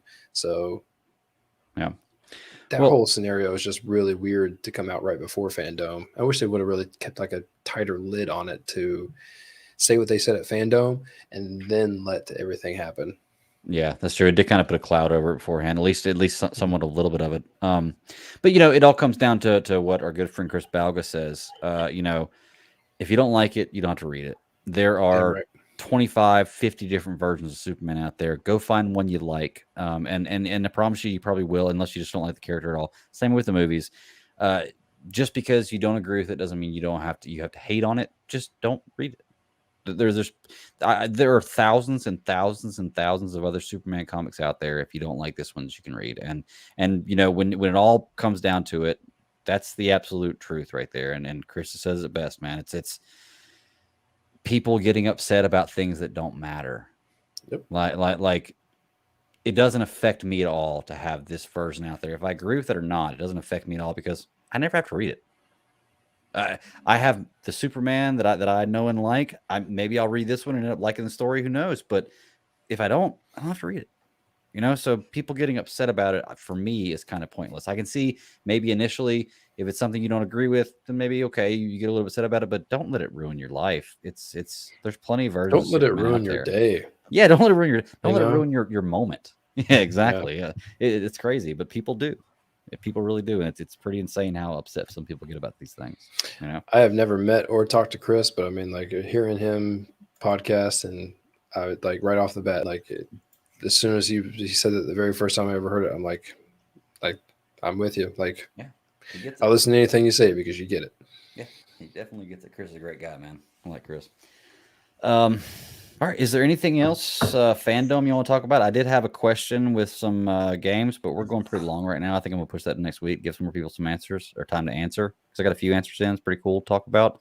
But I'll put it out there right now. I asked if you had 3 video games on any system to play for the rest of your life and you couldn't play anymore, what would they be? So hit me up on Twitter at @TheBatDaddy52 or at SCS Podcast 1 and let me know the answers to the questions. We'll talk about them next week on the show because we're getting pretty long right here. So, but once again, I kind of buried the lead there. Was there any other DC Fandome stuff you want to talk about? It's been a Fandome day. It has been a Fandome day. It's we bumped the show to a Saturday, and we got Fandome to go with it.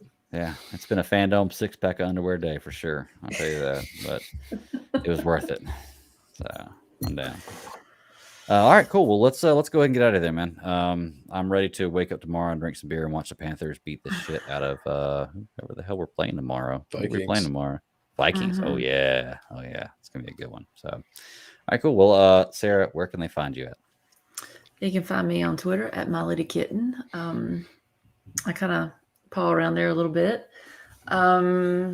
Sometimes you might find me. And TikTok. I seen your videos. Yeah, on the TikTok. TikTok sometimes.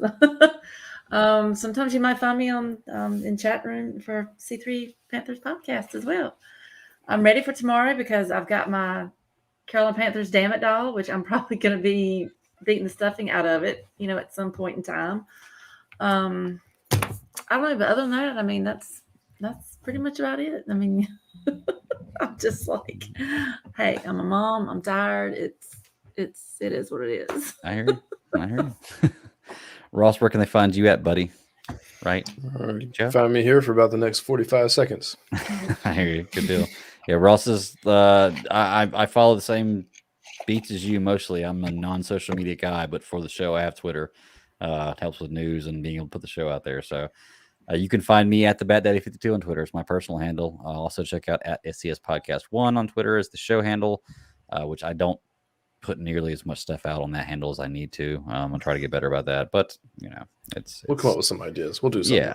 this show's for fun, not for money. So I'm not too worried about the rest of that. But fun talk. DC Fandome. I may go change my underpants one more time just after we talked about it because I'm a little excited. But I'm gonna go do that. And until next week, y'all keep pounding. Bye, guys. Later.